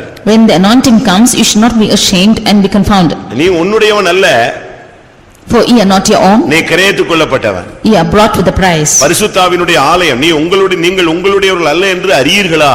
Ye are the temple of God, and know ye know that ye are not yourselves. ஏன்னா ரூமை பூட்டிக்கிட்டு நல்ல ஆவியில நிரம்புங்க. Close your door and you get filled in the spirit. உங்களுக்கு இங்க நிரம்பறதுக்கு வெட்கப்பட்டா அந்தரங்கத்துல போய் என்ன செய்ய?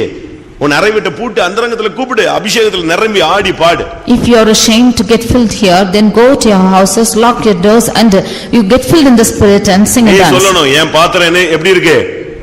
காலையில கேக்குறாரு, உன் பாத்திரம் எப்படி இருக்கிறது? உடனே அப்படி சொல்லக்கூடாது. என்ன சொல்லணும்? நைட்டு கேக்குறாரு, எப்ப கேட்டாலும் உன் பாத்திரம் எப்படி செய்யணும்? நிரம்பி வழியணும். At morning or night, whenever he asks as to how much is your vessel, then you should not just look over and say this little, but your cup should run over. இதுதான் தெய்வீகமான பாத்திரங்களுடைய தன்மைகள். This is the attitude of a divine vessel. தெரிந்து கொண்ட பாத்திரம், A chosen vessel, பரிசுத்தமான பாத்திரங்கள், a holy vessel, பொற்பாத்திரங்கள், golden pot, கனத்துக்குரிய பாத்திரங்கள், honorable vessel, நிரம்பி வழிகிற பாத்திரங்கள். and cup that runneth over. இந்த நிலவரம் நம்ம சபையில இருந்துச்சுன்னா நாசரேத்து எங்கேயோ போய்டும். If this state is found in our church, Nazareth it goes somewhere. New நாசரேத்துன்னு வச்சிரலாம். New You Nazareth. can call it as new Nazareth. அப்படி ஒரு தன்மை நமக்குள்ள வந்துரும். That attitude will come into us. ஆனா நம்மில் अनेகருடைய நிலவரம் எப்படி? But how is the state of many of us? Jeremiah 14, Jeremiah chapter 16, 14, chapter 14, 3 வசனம். verse 3. அவர்களில் பிரபலமானவர்கள் தங்கள் சிறுவர்களை தண்ணீருக்கு அனுப்புகிறார்கள். இவர்கள் பள்ளங்களுக்கு போய் தண்ணீரை காணாமல் வெறும் பாத்திரங்களோட திரும்பி வருகிறார்கள். வெட்கி நாணி தங்களை தலையை மூடிக்கொள்கிறார்கள். அவர்கள் தண்ணீரை காணாமல் என்ன பாத்திரத்தோட வர்றாங்க? நிரம்பி வெளியிற பாத்திரங்கள் அல்ல. என்ன பாத்திரம்? வெறும் பாத்திரம். They found no water and not with overflowing vessels but with empty எத்தனை vessels. பிரசங்கத்தை கேட்டுட்டும் நீ ஏன் வெறும் பாத்திரமா திரும்பி போற? After hearing so many messages, why are you returning back to this empty vessel? எத்தனை வாக்குத்தத்தங்களை படிச்சிட்டும் ஏன் நீ வெறும் பாத்திரமாய் திரும்பி போகிறாய்? After reading so many promises, why are you going back empty? எத்தனை உபதேசங்களை கேட்டும் ஏன் இன்னும் நீ வெறும் பாத்திரமா இருக்கிறாய்? After hearing so much of doctrines, why are you still as empty vessel? எத்தனை மணி நேரம் ஜெபிச்சிட்டும் கடைசில நீ ஏன் வெறும் பாத்திரமா திரும்பி போகிறாய்? After praying for hours together, why are you returning back as empty vessel? இவர்கள் பள்ளங்களுக்கு போய் தண்ணீரை காணாமல் வெறும் பாத்திரங்களோடு திரும்பி வருகிறார்கள். வெக்கி நாணி தங்கள் தலையை மூடிக்கொள்கிறார்கள். They came to the pits and found no water. They returned with their vessels empty. They were ashamed and confounded, covered their heads. நீங்கெல்லாம் வெறும் பாத்திரங்களாக போயிடக்கூடாது. You should not be as empty vessels. இத்தனை வருஷம் ஓடிட்டு கடைசில உன் பாத்திரத்தின் நிலவரம் என்ன? Empty. After running for so many years, the state of your vessel is empty. அப்படி எத்தனை பாத்திரங்கள் இருக்கு? How many vessels are found like this? கர்த்தர் பேசினாரா? இல்ல. Did the Lord speak to you? No. ஏதாவது ஆலோசனை கிடைச்சதா? இல்ல. Did you receive any counsel? No. ஏதாவது தரிசனம் கிடைச்சதா? Did you find any vision? இல்ல. No. சொப்பனம் கிடைச்சதா? Had you any dream? இல்ல. No. அபிஷேகம் கிடைச்சதா? Did you receive the anointing? இல்ல. No. இல்ல இல்ல இல்ல இது ஒரு ரைம்ஸ் மாதிரி பாடிட்டே இருந்தா என்ன பிரயோஜனம்? If you- அப்ப உன்னுடைய பாத்திரம் என்னைக்கு நிரம்ப போகிறது? இன்னும் நீ வெறும் பாத்திரமாகவே நீ திரும்பி போகிறாயா? If you keep on saying no to your answers, then when will your vessel be filled? Will you still be empty? ஒரு தீர்க்கதரிசி கடன் வாங்கி விட்டு செத்து போய் விட்டான். A prophet got debts and died. அவனுடைய மனைவியையும் பிள்ளைகளையும் கடன் கொடுத்தவன் வந்து நெருக்கினான். And the debtors came and constrained both his wife and children. ஒரு கட்டத்துல அந்த ரெண்டு பிள்ளைகளையும் அடிமைகளா எனக்கு தான் கேட்டான். And at one instant he came and asked his sons to give as a slave. அவ கொஞ்சம் டைம் கேட்டுட்டு தீர்க்கதரிசிட்ட ஓடினாள். She asked for time and went to the prophet. அப்ப அவன் கேட்டான், Then he asked, நான் இப்ப என்ன செய்யணும்னு நினைக்கிறேன்? What do you think I should do? சரி உன்னிடத்துல என்ன இருக்கிறதுன்னு கேட்டான். Then he asked, What do you have with you? அவட்ட என்ன இருந்துச்சு? What was there with her? ஒரு குடம் எண்ணெய் அவட்ட என்ன இருந்தது? ஒரு குடம் எண்ணெய் ஒரு குடம் எண்ணெய் இருந்தது. She had a pot full of oil. தீர்க்கதரிசி சொன்னா நீ வீட்டுக்கு போ, And the prophet said, Go to your வெறும் house, பாத்திரங்கள் எல்லாம் வாங்கு, get empty vessels. பக்கத்து வீடு எங்கெங்கெல்லாம் வெறும் பாத்திரம் இருக்கோ எல்லா வெறும் பாத்திரத்தை என்ன செய்ய வாங்கு. Wherever there are empty vessels around by your neighbors, get இந்த them. எண்ணெயை ஃபில் பண்ணிட்டே இரு. And fill this oil in இது oil. என்ன விளங்கிக் கொள்கிறோம்? What do we understand from this? அந்த தீர்க்கதரிசியின் வீட்டிலும் வெறும் பாத்திரங்கள் உண்டு. அந்த தீர்க்கதரிசியில பக்கத்து வீட்டுல இருக்கிறவங்கள்ட்ட என்ன உண்டு? வெறும் பாத்திரங்கள் தான் அதிகம் இருந்தது. In that house of the prophet and the neighbors also had only empty vessels. தீர்க்கதரிசிகளுடைய வீட்டுல பக்கத்து வீட்டுல இருந்தவன் யாரு? Who was in the neighborhood of that prophet? சொல்லுங்க. தீர்க்கதரிசிகளின் புத்திரருங்கிறது ஒரு கூட்டம். The sons of the prophets are a group. அவங்க எல்லாருமே ஒரே குரூப்பா தான் இருப்பாங்க. They will be found in a group. அப்ப பக்கத்துல இருந்தவனு தீர்க்கதரிசிகளின் புத்திரன் தான். அவங்க வீட்லயும் பாத்திரங்கள் எப்படி தான் கிடக்கு? ஊருக்கு மட்டும் தீர்க்கதரிசனம். ஆனா இங்கே பாத்திரம் கேட்டா empty. The neighbors are also sons of the prophets. They are prophesying for the whole of the people of the town, but their vessels are all empty. கடைசியில் என்ன நடந்தது? Finally what happened? இரக்கமுள்ள தேவன் என்ன பண்ணார்? இந்த எம்டிஸ்லாம் ஃபில் பண்ண ஆரம்பிச்சார். The merciful God wanted to fill these empty vessels. இவங்க வீட்ல இல்ல, எல்லா பாத்திரத்தையும் வாங்கிட்டு வந்து வீட்ல வை, ஊத்துனா நினைஞ்சிட்டே இருக்கும், நிரம்பிக் கொண்டே இருக்கும். You bring all the empty vessels and keep in your house, and when you pour out, it will get filled. கர்த்தர் உன்னை நிரப்புகிற ஒரு வாழ்க்கை இருக்கிறது. There's a life where the Lord fills you.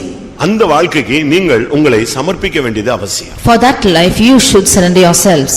அந்த பெண் போய் தீர்க்கதரிசனத்தை கேட்ட பொழுது அந்த ஒரு குடம் எண்ணெயை வச்சு அநேக வெறும் பாத்திரங்களை கர்த்தர் நிரப்பினார். When that widow went and asked that prophet, with that one pot of oil, the Lord filled many pots. இதுல என்ன விளங்கிக் கொள்கிறோம்? What do we understand from this? ஒன்று வெறும் பாத்திரங்கள் இருக்கிறது. One thing, there are empty vessels. நிரம்பி வழிகிற பாத்திரத்தை வைத்து அநேக பாத்திரங்களை என்ன செய்ய முடியும்? நிரப்ப முடியும். With the overflowing vessels, the Lord can fill many empty நீ ஒரு vessels. நிரம்பி வழிகிற இல்லாவிட்டால் ஒரு நிறைவான பாத்திரமாக நீ இருந்தா ஓ மூலமா அநேகரை கர்த்தர் நிரப்புவார். If you be an overflowing vessel, then through you the Lord can fill many other vessels. நீங்க வெறும் பாத்திரமா இனிமேல் இருக்க கூடாது. You should not be found as empty vessels anymore. இரண்டாவதாக Secondly, யோவான் எழுதின சுவிசேஷம். John the Gospel. நான் முதலாவது நல்ல பாத்திரங்களை சொன்னேன், அடுத்து பாதிக்கப்பட்ட பாத்திரங்களை சொல்லிட்டு வர்றேன். Firstly, I told of the good vessels and the vessels that are affected. அதுல முதல் இது வெறும் பாத்திரம். And of it first is empty vessel. இரண்டாவதாக Secondly, யோவான் John 19 அதிகாரம் chapter 19 29 வசனம். verse 29. காடி நிறைந்த பாத்திரம் அங்கே வைக்கப்பட்டிருந்தது. காடி நிறைந்த பாத்திரம் அங்கே வைக்கப்பட்டிருந்தது. Vessel full of vinegar was kept there. அந்த பாத்திரம் ஃபுல்லா எது நிரம்பி இருந்துச்சு? What was filling that vessel? என்னது? எண்ணெய் இல்ல. There's no oil. தண்ணி இல்ல. என்னது? காடி நிறைஞ்சிருந்துச்சு. There is neither oil nor water but full of vinegar. Vinegar, அந்த காடினா என்ன? What is the meaning of vinegar? ஒரு விதத்துல கசப்பு. On one hand it's bitterness. மற்றொரு விதத்துல அது ஒரு போதை. Other hand போதை, ட்ரக்ஸ். it's a drug. அதாவது அத குடிச்சிட்டா வேதனையை மறக்க வைக்கும். If you should drink that, then it will forget the pain. அதனால தான் இயேசு அதை டேஸ்ட் பண்ணிட்டு வேதனையை மறக்கிறது எனக்கு வேண்டான்னு சொல்லிட்டார். Therefore Jesus tasted it, and to forget the pain he did not want it and said refused our to get it. கேட்டது தண்ணீர். He asked for water. தாகமாய் இருக்கிறேன். I thirst. ஆனா கொடுத்தது என்னது? What was given to அந்த him? வேதனையில அவர் கேட்கிறாரு, இந்த காடியை குடிச்சிட்டாருன்னா அந்த வேதனை, அந்த சிலுவை காயங்கள் மறந்துரும், மறத்து போன நிலவரத்துல வரும்னு நினைச்சு கொடுத்தாங்க. அவர் காடின உடனே அப்படியே ருசி பார்த்துட்டு என்ன செஞ்சிட்டாரு? வேண்டான்னு சொல்லிட்டாரு. He is asking in pain, therefore they thought to forget his pain. He is asking they gave this vinegar, therefore in drinking that he tasted it and saw that it was bitter. மனுக்குலத்துக்காக அந்த வேதனையை நான் முழுமையாக ஏற்றுக்கொள்கிறேன் என்று சொல்லி அந்த காடியை அவர் விட்டுவிட்டார். He refused the vinegar, saying that he will take the pain for the whole mankind. பாடுகளிலே விடுதலை பெற சம்மதியாமல் வாதிக்கப்பட அவர் ஒப்பு கொடுத்தார். In the midst of sufferings, not wanting to be delivered, he yielded to suffer. ஆண்மை ஆனபடினால் மேன்மையான உயிர்த்தெழுதலுக்கு அவர் பங்குள்ளவராய் மாறினார். Therefore he became a partaker of a better resurrection. ஆனா நம்முடைய பாத்திரம் எப்படி இருக்கு? But how is our vessel? காடி கசப்பு நிறைஞ்ச காடியா? Is it full of vinegar? உங்க பாத்திரம்லாம் எப்படி இருக்கு? How is your vessel? எப்ப பார்த்தாலும் துக்கம். Always grief. மூஞ்சில அருளே இல்லை. There is no shining in the faces. பணம் வந்தாலும் அப்படித்தான் இருக்கு, பணம் வராட்டாலும் அப்படித்தான் இருக்கு. Whether money comes or not, it's like that. சமாதானம் இருந்தாலும் அப்படித்தான் இருக்கு, சமாதானம் இல்லாட்டாலும் அப்படித்தான். Whether you have peace or not, it's like that. நல்ல ஆவியில் நிறைஞ்சாலும் முகம் அப்படித்தான் இருக்கு, நல்ல ஆவியில் நிரம்பாட்டாலும் அப்படித்தான் இருக்கு. When you get goodly filled in the spirit, your face is like that. Even without filling, you are like that. சூரியனுக்கு அடுத்து கொண்டு போய் நிப்பாட்டினா கூட இருள் அடைஞ்சுதான் இருக்கு. Even if you have to be placed near the sun, it will be darkened. உள்ள இருதயத்தின் நிலவரம்னா அகத்தின் அழகு எங்க தெரியுது? முகத்துல தெரியுது. The face is the index of mind. நம்முடைய பாத்திரம் காடி நிறைஞ்சதாக இருக்கக்கூடாது. And our vessel should not be full of vinegar. துக்கம், கோபம், பகை, வைராக்கியம், கசப்பு, இப்படி எட்டி இதெல்லாம் நிறைஞ்சதா உள்ள வச்சுக்கிட்டு இருந்தா எப்படி இருக்கும்னு யோசிச்சு பாருங்க. You just think as to how it will be if you are filled with grief and anger and agony and so on, how it will be. நம்முடைய பாத்திரம் எப்படிப்பட்ட பாத்திரம் யோசிங்க. How is our vessel? You just think in காடி நிறைந்த பாத்திரமா, மண்ணா வைக்கப்பட்ட பொற்பாத்திரமா? Is it a vessel full of vinegar or a golden pot which had manna? காடி நிறைஞ்ச பாத்திரத்தை வச்சுக்கிட்டு குடும்பத்துல நடத்தணும்னு நினைச்சீங்கன்னா டெய்லி சண்டை தான் இருக்கும். If you are wanting to lead your families with a vessel full of vinegar, every day they'll be fighting. காடி நிறைந்த பாத்திரத்தை வச்சுட்டு நீங்க எங்க போனாலும் கசப்பு தான். ஏன்னா உள்ள இருக்கிறது என்னதான் இருக்கு? உள்ள என்னதான் இருக்கு? ஒரு நாள் ஆனாலும் 7 நாள் ஆனாலும் 15 வருஷம் ஆனாலும் சரி, கல்யாணம் கட்டி 40 வருஷம் ஆனாலும் உள்ள இருக்கிறது காடினா வெளியே வர்றது கசப்பு தான். If there is a vessel which is full of vinegar, which is full of bitterness within you, whether it is 1 day, 7 days, 15 days or even years together after marriage, that will be only bitter. இத கொட்டிட்டு வெறும் பாத்திரமா மாறி ஆண்டவருக்கு முன்னால போய் உட்கார்ந்து இன்னைக்கு நிரப்பப்பட்ட வாழ்க்கைக்குள்ளே நீங்கள் வாருங்கள். You throw out this bitterness from off the vessel, you become empty vessels, go to the presence of God and be filled with that vessel. சங்கீதம் 31:12. Psalm 31 verse 12. சங்கீதம் 31:12.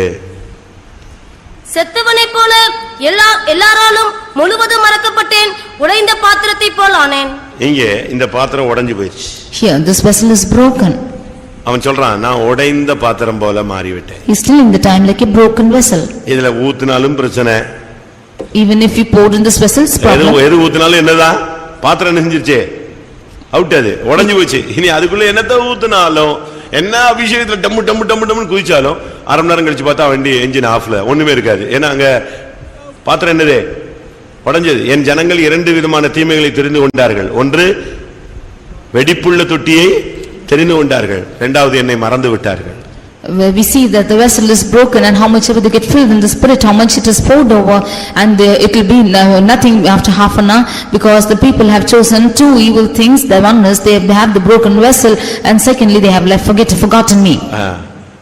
ஒரு சிலர்லாம் உடைஞ்ச பாத்திரங்கள், ஒரு சிலர்லாம் இந்த லேசா தொட்டா போதும், அவ்வளவுதான் டபக்குன்னு உடைஞ்சு போயிடும். Some of them, if you just touch them lightly, it will be broken. ஒரு சின்ன யாராவது ஏய்னா போதும் டபால்னு உடைஞ்சு போயிடும். If anybody says just hard words like that, then it will be broken. உடைஞ்சு போன பாத்திரங்கள் இருக்கா? Do you have broken vessels? உடைஞ்சு போன பாத்திரங்கள் இருக்கா? Are there broken vessels?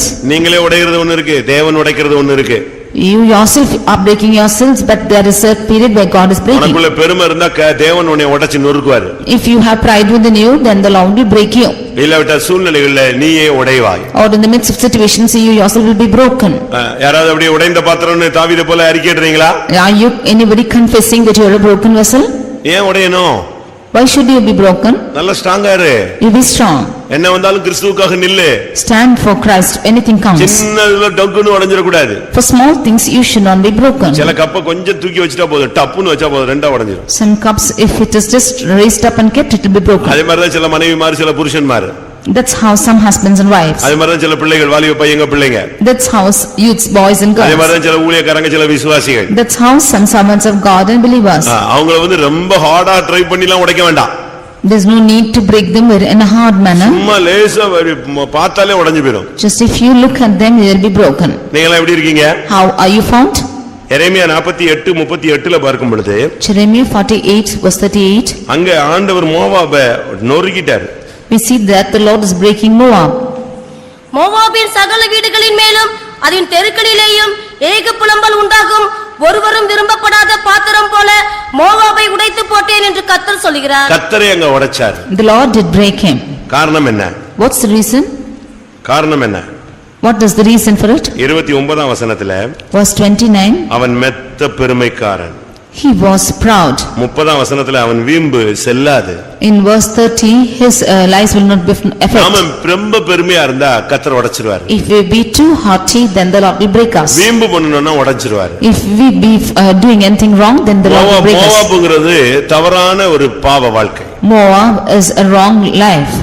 லோத்துக்கும் லோத்தின் மனைவி மகளுக்கும் பிறந்த பிள்ளைகள் தான் மோவாபியர். The Moabites are the ones born to Lot and his daughter. தாறுமாறா நம்ம போகும்போது கர்த்தர் உடைச்சிருவார். When we go traverse, the Lord will break us. பெருமை பாராட்டினா உடைச்சிருவார். If we boast about proud things, the Lord break us. ஆண்டவர்ட்ட போய் வீம்பு பண்ணா செல்லாது. If we go do wrong to the Lord, then it will not be coming to effect. ஆனா சங்கீதக்காரன் சொல்றான், நான் சூழ்நிலையில உடைஞ்சு போன ஒரு ஆளு. But the psalmist says that through situations I am broken. சூழ்நிலையில உடைஞ்சிருந்தாலும் சரி, இல்லாவிட்டா கர்த்தர் உடைக்கிற அளவுல நீ தரங்கட்டு போயிருந்தாலும் சரி, இன்னைக்கு நீ சரிபட வேண்டியது அவசியம். Whether you are broken in the midst of situations or broken by the Lord, you have to rectify yourself today. ஒன்றை நீங்கள் புரிந்து கொள்ள வேண்டும். One thing you should understand. ஆண்டவருடைய கரத்துல நீ மறுபடி விழ வேண்டிய ஒரு நேரம் இதுதான். This is the time when you should fall into the hands of God back again. உடைஞ்சு போன பாத்திரமா சபைக்குள்ள இருந்தீனா ஒரு லிமிட் வரைக்கும் வச்சிருப்பாங்க. அதுக்கு பிறகு என்ன செய்யும்? வீட்ல எல்லாம் உடைஞ்சு போன பாத்திரத்தெல்லாம் பத்திரமா வச்சிருப்பாங்க. என்னைக்காவது எவனாவது வருவான், டக்குன்னு இது எங்க போயிரும்? பழைய பித்தளைக்கும் போயிரும், பழைய அலுமினியத்துக்கும் போயிரும், பழைய இரும்புக்கும் போய்விடும். If you see about the broken vessels which are in a house, that will be kept for some time, and after that it will go into the old stocks. That's how they will do it. இல்லனா யூஸ்லெஸ்ஸா இந்த சபைக்குள்ளேயே கிடப்ப. Or you will be useless in the church. உடைஞ்சு போன பாத்திரங்கள் சபைக்குள்ளே இருந்து என்ன பயன்? What is the use of broken vessels in the church? அதனால இன்றைக்கு நீ செய்ய வேண்டியது என்ன? Therefore, what is the thing that you have to do today? எரேமியா 18:4 படி, according to Jeremiah 18:4, ஆண்டவருடைய கரத்துல மறுபடி உன்னை ஒப்புக்கொடு. You yield yourselves into the hands of God back உன்னை again. மறுபடி அவர் உருவாக்கட்டும். Let him form you again. குயவன் வளைந்து கொண்டிருந்த மண்பாண்டம் அவன் கையிலே கெட்டு போயிற்று. அப்பொழுது அதை திருத்தமாய் செய்யும்படிக்கு தன் பார்வைக்கு சரியாய் கண்டபடி குயவன் அதை திரும்ப வேறே பாண்டமாக வளைத்தான். அங்க வேதம் என்ன சொல்லுகிறது? What does the word of God say there? அது அவன் கையிலே கெட்டு போயிற்று. It was spoiled in his hands. ஆனா என்ன செஞ்சான்? But what did he do? அவன் திருத்தமாய் மறுபடியும் செய்தான். He made it again another vessel. பார்வைக்கு சரியாய் செய்தான். And seemed good in his sight. அதனால உடைஞ்சு போன உன் வாழ்க்கையை கர்த்தருடைய கையில நீ கொடுத்தீனா அவர் திரும்ப ரீமேக் பண்ணுவாரு.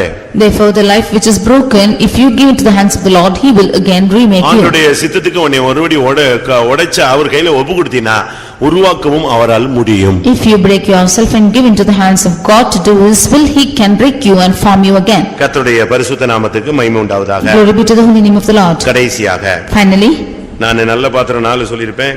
கெட்ட பாத்திரம் 4 சொல்லியிருப்பேன். I've told of good 4 vessels and evil 4 vessels. ஒன்று தெரிந்து கொண்ட பாத்திரம், பரிசுத்த பாத்திரம், மன்னா வைக்கப்பட்ட பொற்பாத்திரம், கனத்துக்குரிய பாத்திரம்.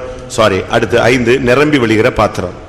And there are 5 vessels which are said, that one is தெரிந்து கொண்ட பாத்திரம், the chosen vessel, பரிசுத்தமாக்கப்பட்ட பாத்திரம், and the holy vessel, பொற்பாத்திரம், golden pot, கனத்துக்குரிய பாத்திரம், honorable vessel, நிரம்பி வழிகிற பாத்திரம். and the vessel which is overflowing.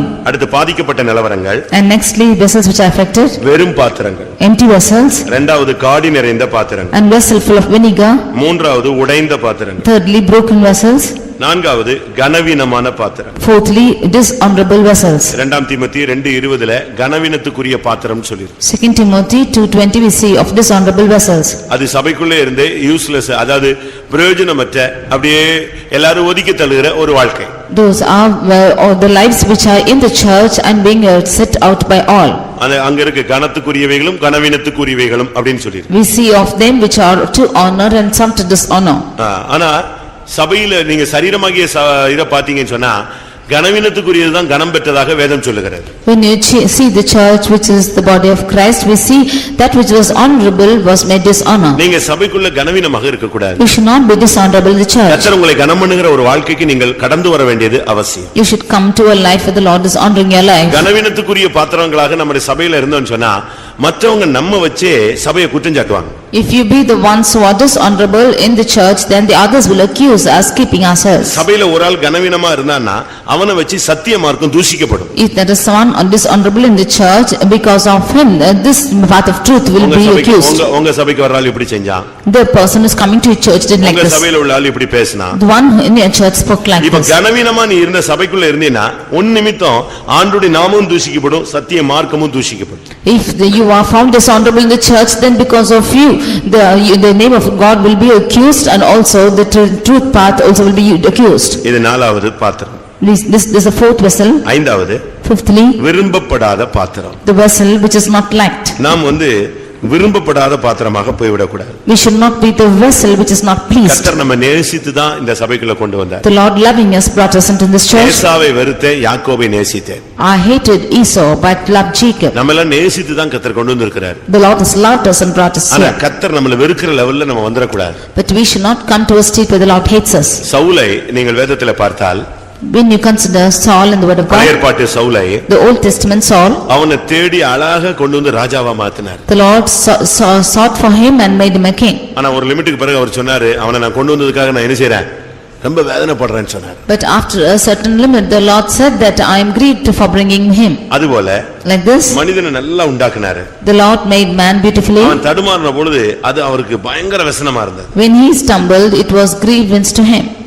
ஆதியாகமம் 6ஆம் அதிகாரத்துல பார்க்கும் பொழுது, Genesis chapter 6 6ஆம் வசனத்துல, verse 6. மனுஷனை உண்டாக்குனதற்காக கர்த்தர் மிகவும் மனஸ்தாபப்பட்டார், அது அவர் இருதயத்துக்கு व्यसனமாய் இருந்தது. It repented the Lord that he made man on the earth and grieved him at his heart.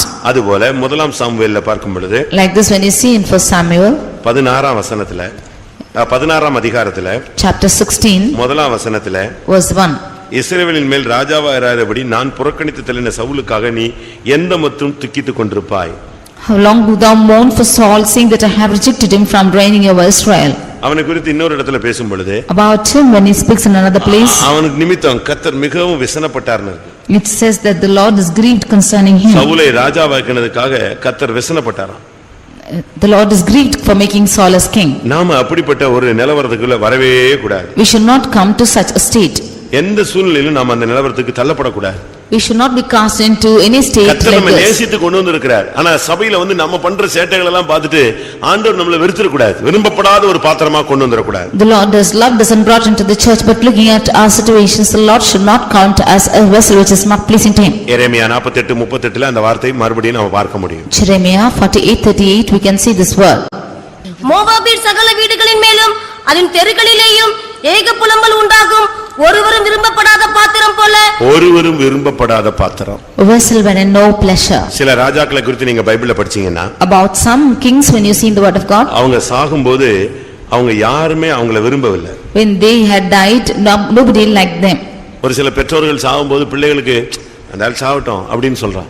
Some parents when they are dying, children say let them சில die. புருஷன்மார் மரிக்கும்போது, சில மனைவி மரிக்கும்போது, சில பிள்ளைகள் மரிக்கும்போது பெற்றோர்கள் புருஷன் மனைவில சாவட்டையா விடு எப்பமோ சாக வேண்டியது அப்படின்னு சொல்றாங்க. அவ்வளவு அவங்க மேல என்னது வெறுப்பு.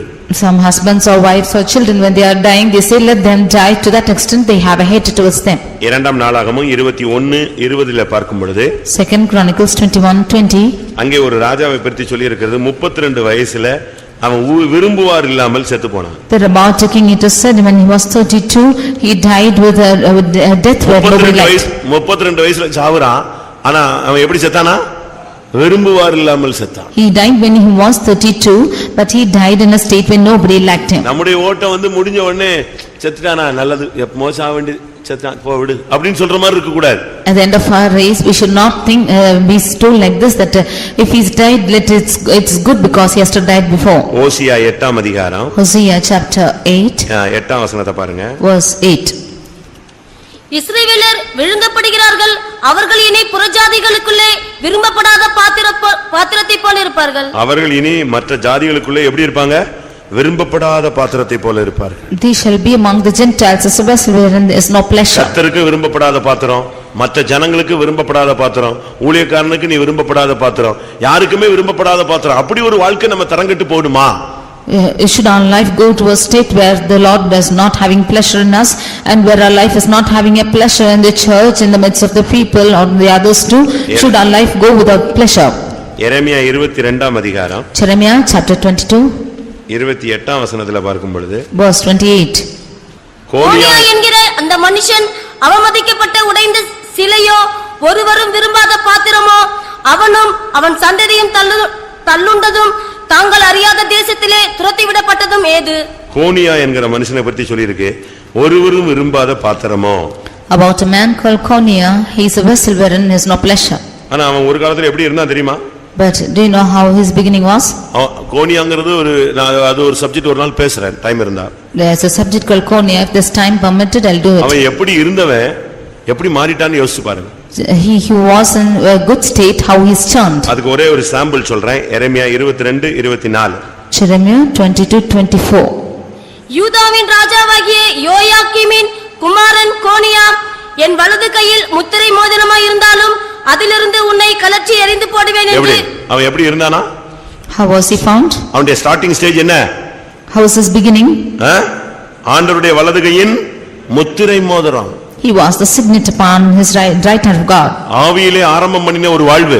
A life which is beginning with the Spirit. ஆனா முடியும் போது அவனை பத்தி பைபிள் என்ன சொல்லுது? எப்படி மாறிட்டான்? விரும்பப்படாத பாத்திரமா போய்ட்டான். But about his end, the word of God says that he is a vessel wherein is no pleasure. இப்படி ஒரு ஓட்டம் நம்முடைய யாருடைய வாழ்க்கையில வந்து முடிய கூடாது. Such an end should not come into any of our lives like this. முடியும் போது நம்முடைய ஓட்டம் ஜெயமா முடியணும். எல்லாரும் வெறுத்து ஒதுக்கி நிர்பந்தமான நிலவரத்தில் நீ முடிவை சந்திக்க கூடாது. When our race is getting over, then we should be living finishing our life which is like by all, not be having pleasure. நீ எப்படிப்பட்ட பாத்திரம்? What a vessel are you? உன் நிலவரம் என்ன? What's your state? அப்படியே கண்களை மூடுவோம். Let us all yield ourselves to the Lord. கண்களை மூடுவோம். Let us close our eyes. கர்த்தருடைய சமூகத்தில் நம்மை தாழ்த்தி ஒப்பு கொடுப்போம். Let us surrender ourselves in the presence of God. வேத வசனம் கொஞ்ச நேரம் நமக்குள்ளே ஆளுகை செய்ய இடம் கொடுப்போம். Let us give room for the word of God to reign within us. அந்த வசனத்தின் சக்தி உள்ளுக்குள்ளே பாய்ந்து வரட்டும். The power of this word, let it come into our hearts. கர்த்தருடைய வார்த்தை உன் இரண்டு காதுகளிலும் தொனித்து உன் இருதயத்திலே போய் உன்னுடைய ஆவி ஆத்துமா சரீரத்திலே உன்னை சர்ப்பிடுத்தட்டும். Let the word of God pierce through your reins and hearts and let it go into your heart and fill your body, soul and spirit with it. தேவன் உன்னை தன்னுடைய பார்வையில் ஒரு தெரிந்து கொண்ட பாத்திரமாய் வைத்திருக்கிறார். The Lord has kept you as a chosen vessel in his sight. நீ பொக்கிஷத்திலே வந்து சேரக்கூடிய பரிசுத்த பாத்திரமாய் உன்னை மாற்ற விரும்புகிறார். He wants to change you as a holy vessel to come to the treasury of the Lord. எப்பொழுதும் உனக்குள்ளே ஒரு மன்னா இருந்து கொண்டே இருக்க வேண்டும். He should always be a manna within you. மனுஷன் பார்வையிலே நீ கனம் பண்ணப்படாவிட்டாலும் தேவனுடைய பார்வையிலே நீ கனத்துக்குரிய பாத்திரமாய் இருக்க வேண்டும். Although you are not honored before men, you should be an honorable vessel in the sight of God. இந்த உலகத்தின் ஐஸ்வரியங்கள் உனக்கு நிரம்பி வழியாவிட்டாலும் கிருபை உனக்குள்ளே நிரம்பி வழியட்டும். Although you have no riches overflowing in this world, the grace of Christ should overflow within you. உடைந்த பாத்திரமாய், வெறும் பாத்திரமாய், காடி நிறைந்த பாத்திரமாய், கனவீனமான பாத்திரமாய், விரும்பப்படாத பாத்திரமாய் வாழ்க்கை வாழ வேண்டாம், ஊழியம் செய்ய வேண்டாம்.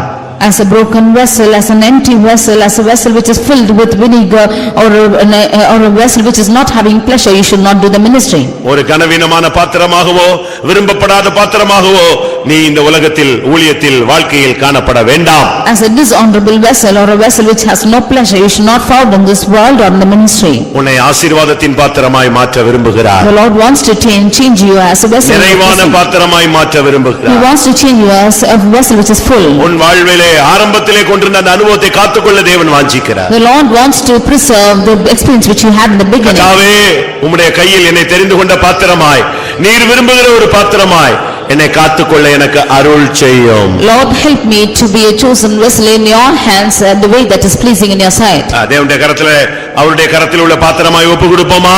Let us give ourselves as a vessel in his hands. ஆண்டவரே உம்முடைய கையிலே எஜமானுடைய உபயோகத்துக்கு உரிய ஒரு பாத்திரமாய் என்னை மாற்றும், என்னை சமர்ப்பிக்கிறேன் என்று சொல்லுங்கள். கிருபையினால் கர்த்தர் நிரப்பி நம்மை நடத்தட்டும். You say, Lord, I surrender myself into your hands to make me use of the master's use, and the Lord might fill you with his grace. Hallelujah, hallelujah, hallelujah, hallelujah. ஆமென். வெறும் பாத்திரமாய் வந்தால் நிரப்பும்படியாக ஒப்பு கொடுங்கள். ஹல்லேலூயா. உடைந்த பாத்திரமாய் இருந்தால் உருவாக ஒப்பு கொடுங்கள். மறுபடியும் கர்த்தர் நம்மை நேசிக்கிற பாத்திரமாய் மாறுவோம். ஆமென். ஒரு நிமிஷம் 2 நிமிஷம் டைம் முடிந்தா முழங்கால் போட்டு இந்த பிரசங்கத்துல உங்களுக்கு எது டச்சிங்கா இருந்துச்சோ, ஆவியானவர் அந்த வசனங்களை பேசும்போது எது உங்களுக்கு உங்களுடைய ஊழியத்துக்கு, உங்களுடைய ஜீவியத்துக்கு, உங்களுடைய குடும்பத்துக்கு, உங்களுடைய பாதைகளுக்கு பிரயோஜனமா இருந்துச்சோ, எதை நீங்க வாஞ்சிக்கிறீங்களோ அதை மட்டும் தேவனுடைய சமூகத்துல ஒரு நிமிஷம் ஜெபிச்சுட்டு நம்ம கூட்டத்தை முடிக்கலாம். ஹல்லேலூயா. அவங்கவங்க உங்களுடைய தனிப்பட்ட நிலவரத்துக்கு ஏற்றவனமாய் கர்த்தரை கேளுங்க. ஹல்லேலூயா, ஹல்லேலூயா, ஹல்லேலூயா. துதாபாதி ஆதாம். ஆமென். ஓ ரிபாக்கா துதானியா.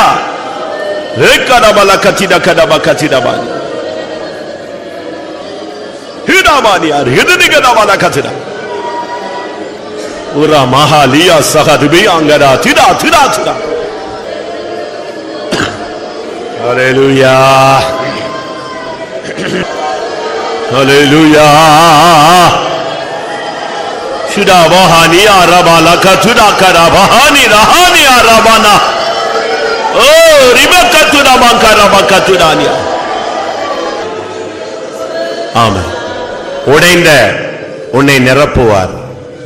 உடைந்த உன்னை உருவாக்குவார். வெறுமையான உன்னை நிரப்புவார்.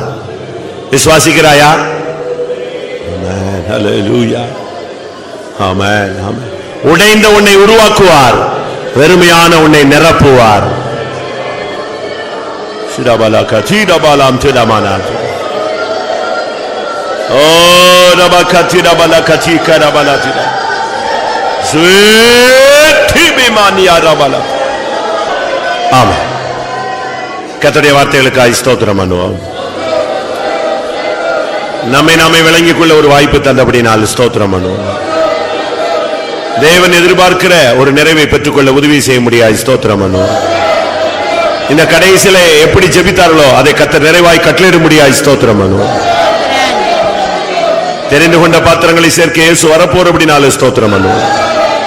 பரிசுத்த பாத்திரங்களை பொக்கிஷத்திலே சேர்க்க அவர் வரப்போறபடினால ஸ்தோத்திரம் பண்ணுவோம். அந்த நாளுக்கு நம்ம எல்லாரையும் தகுதிப்படுத்த முடியாது. ஸ்தோத்திரம் பண்ணுவோம். பிதா குமாரன் பரிசுத்த ஆவியானவருக்காய் ஸ்தோத்திரம் பண்ணுவோம். எல்லா மகிமையும் அவருக்கே செலுத்தி ஸ்தோத்திரம் பண்ணுவோம். ஜெபம்.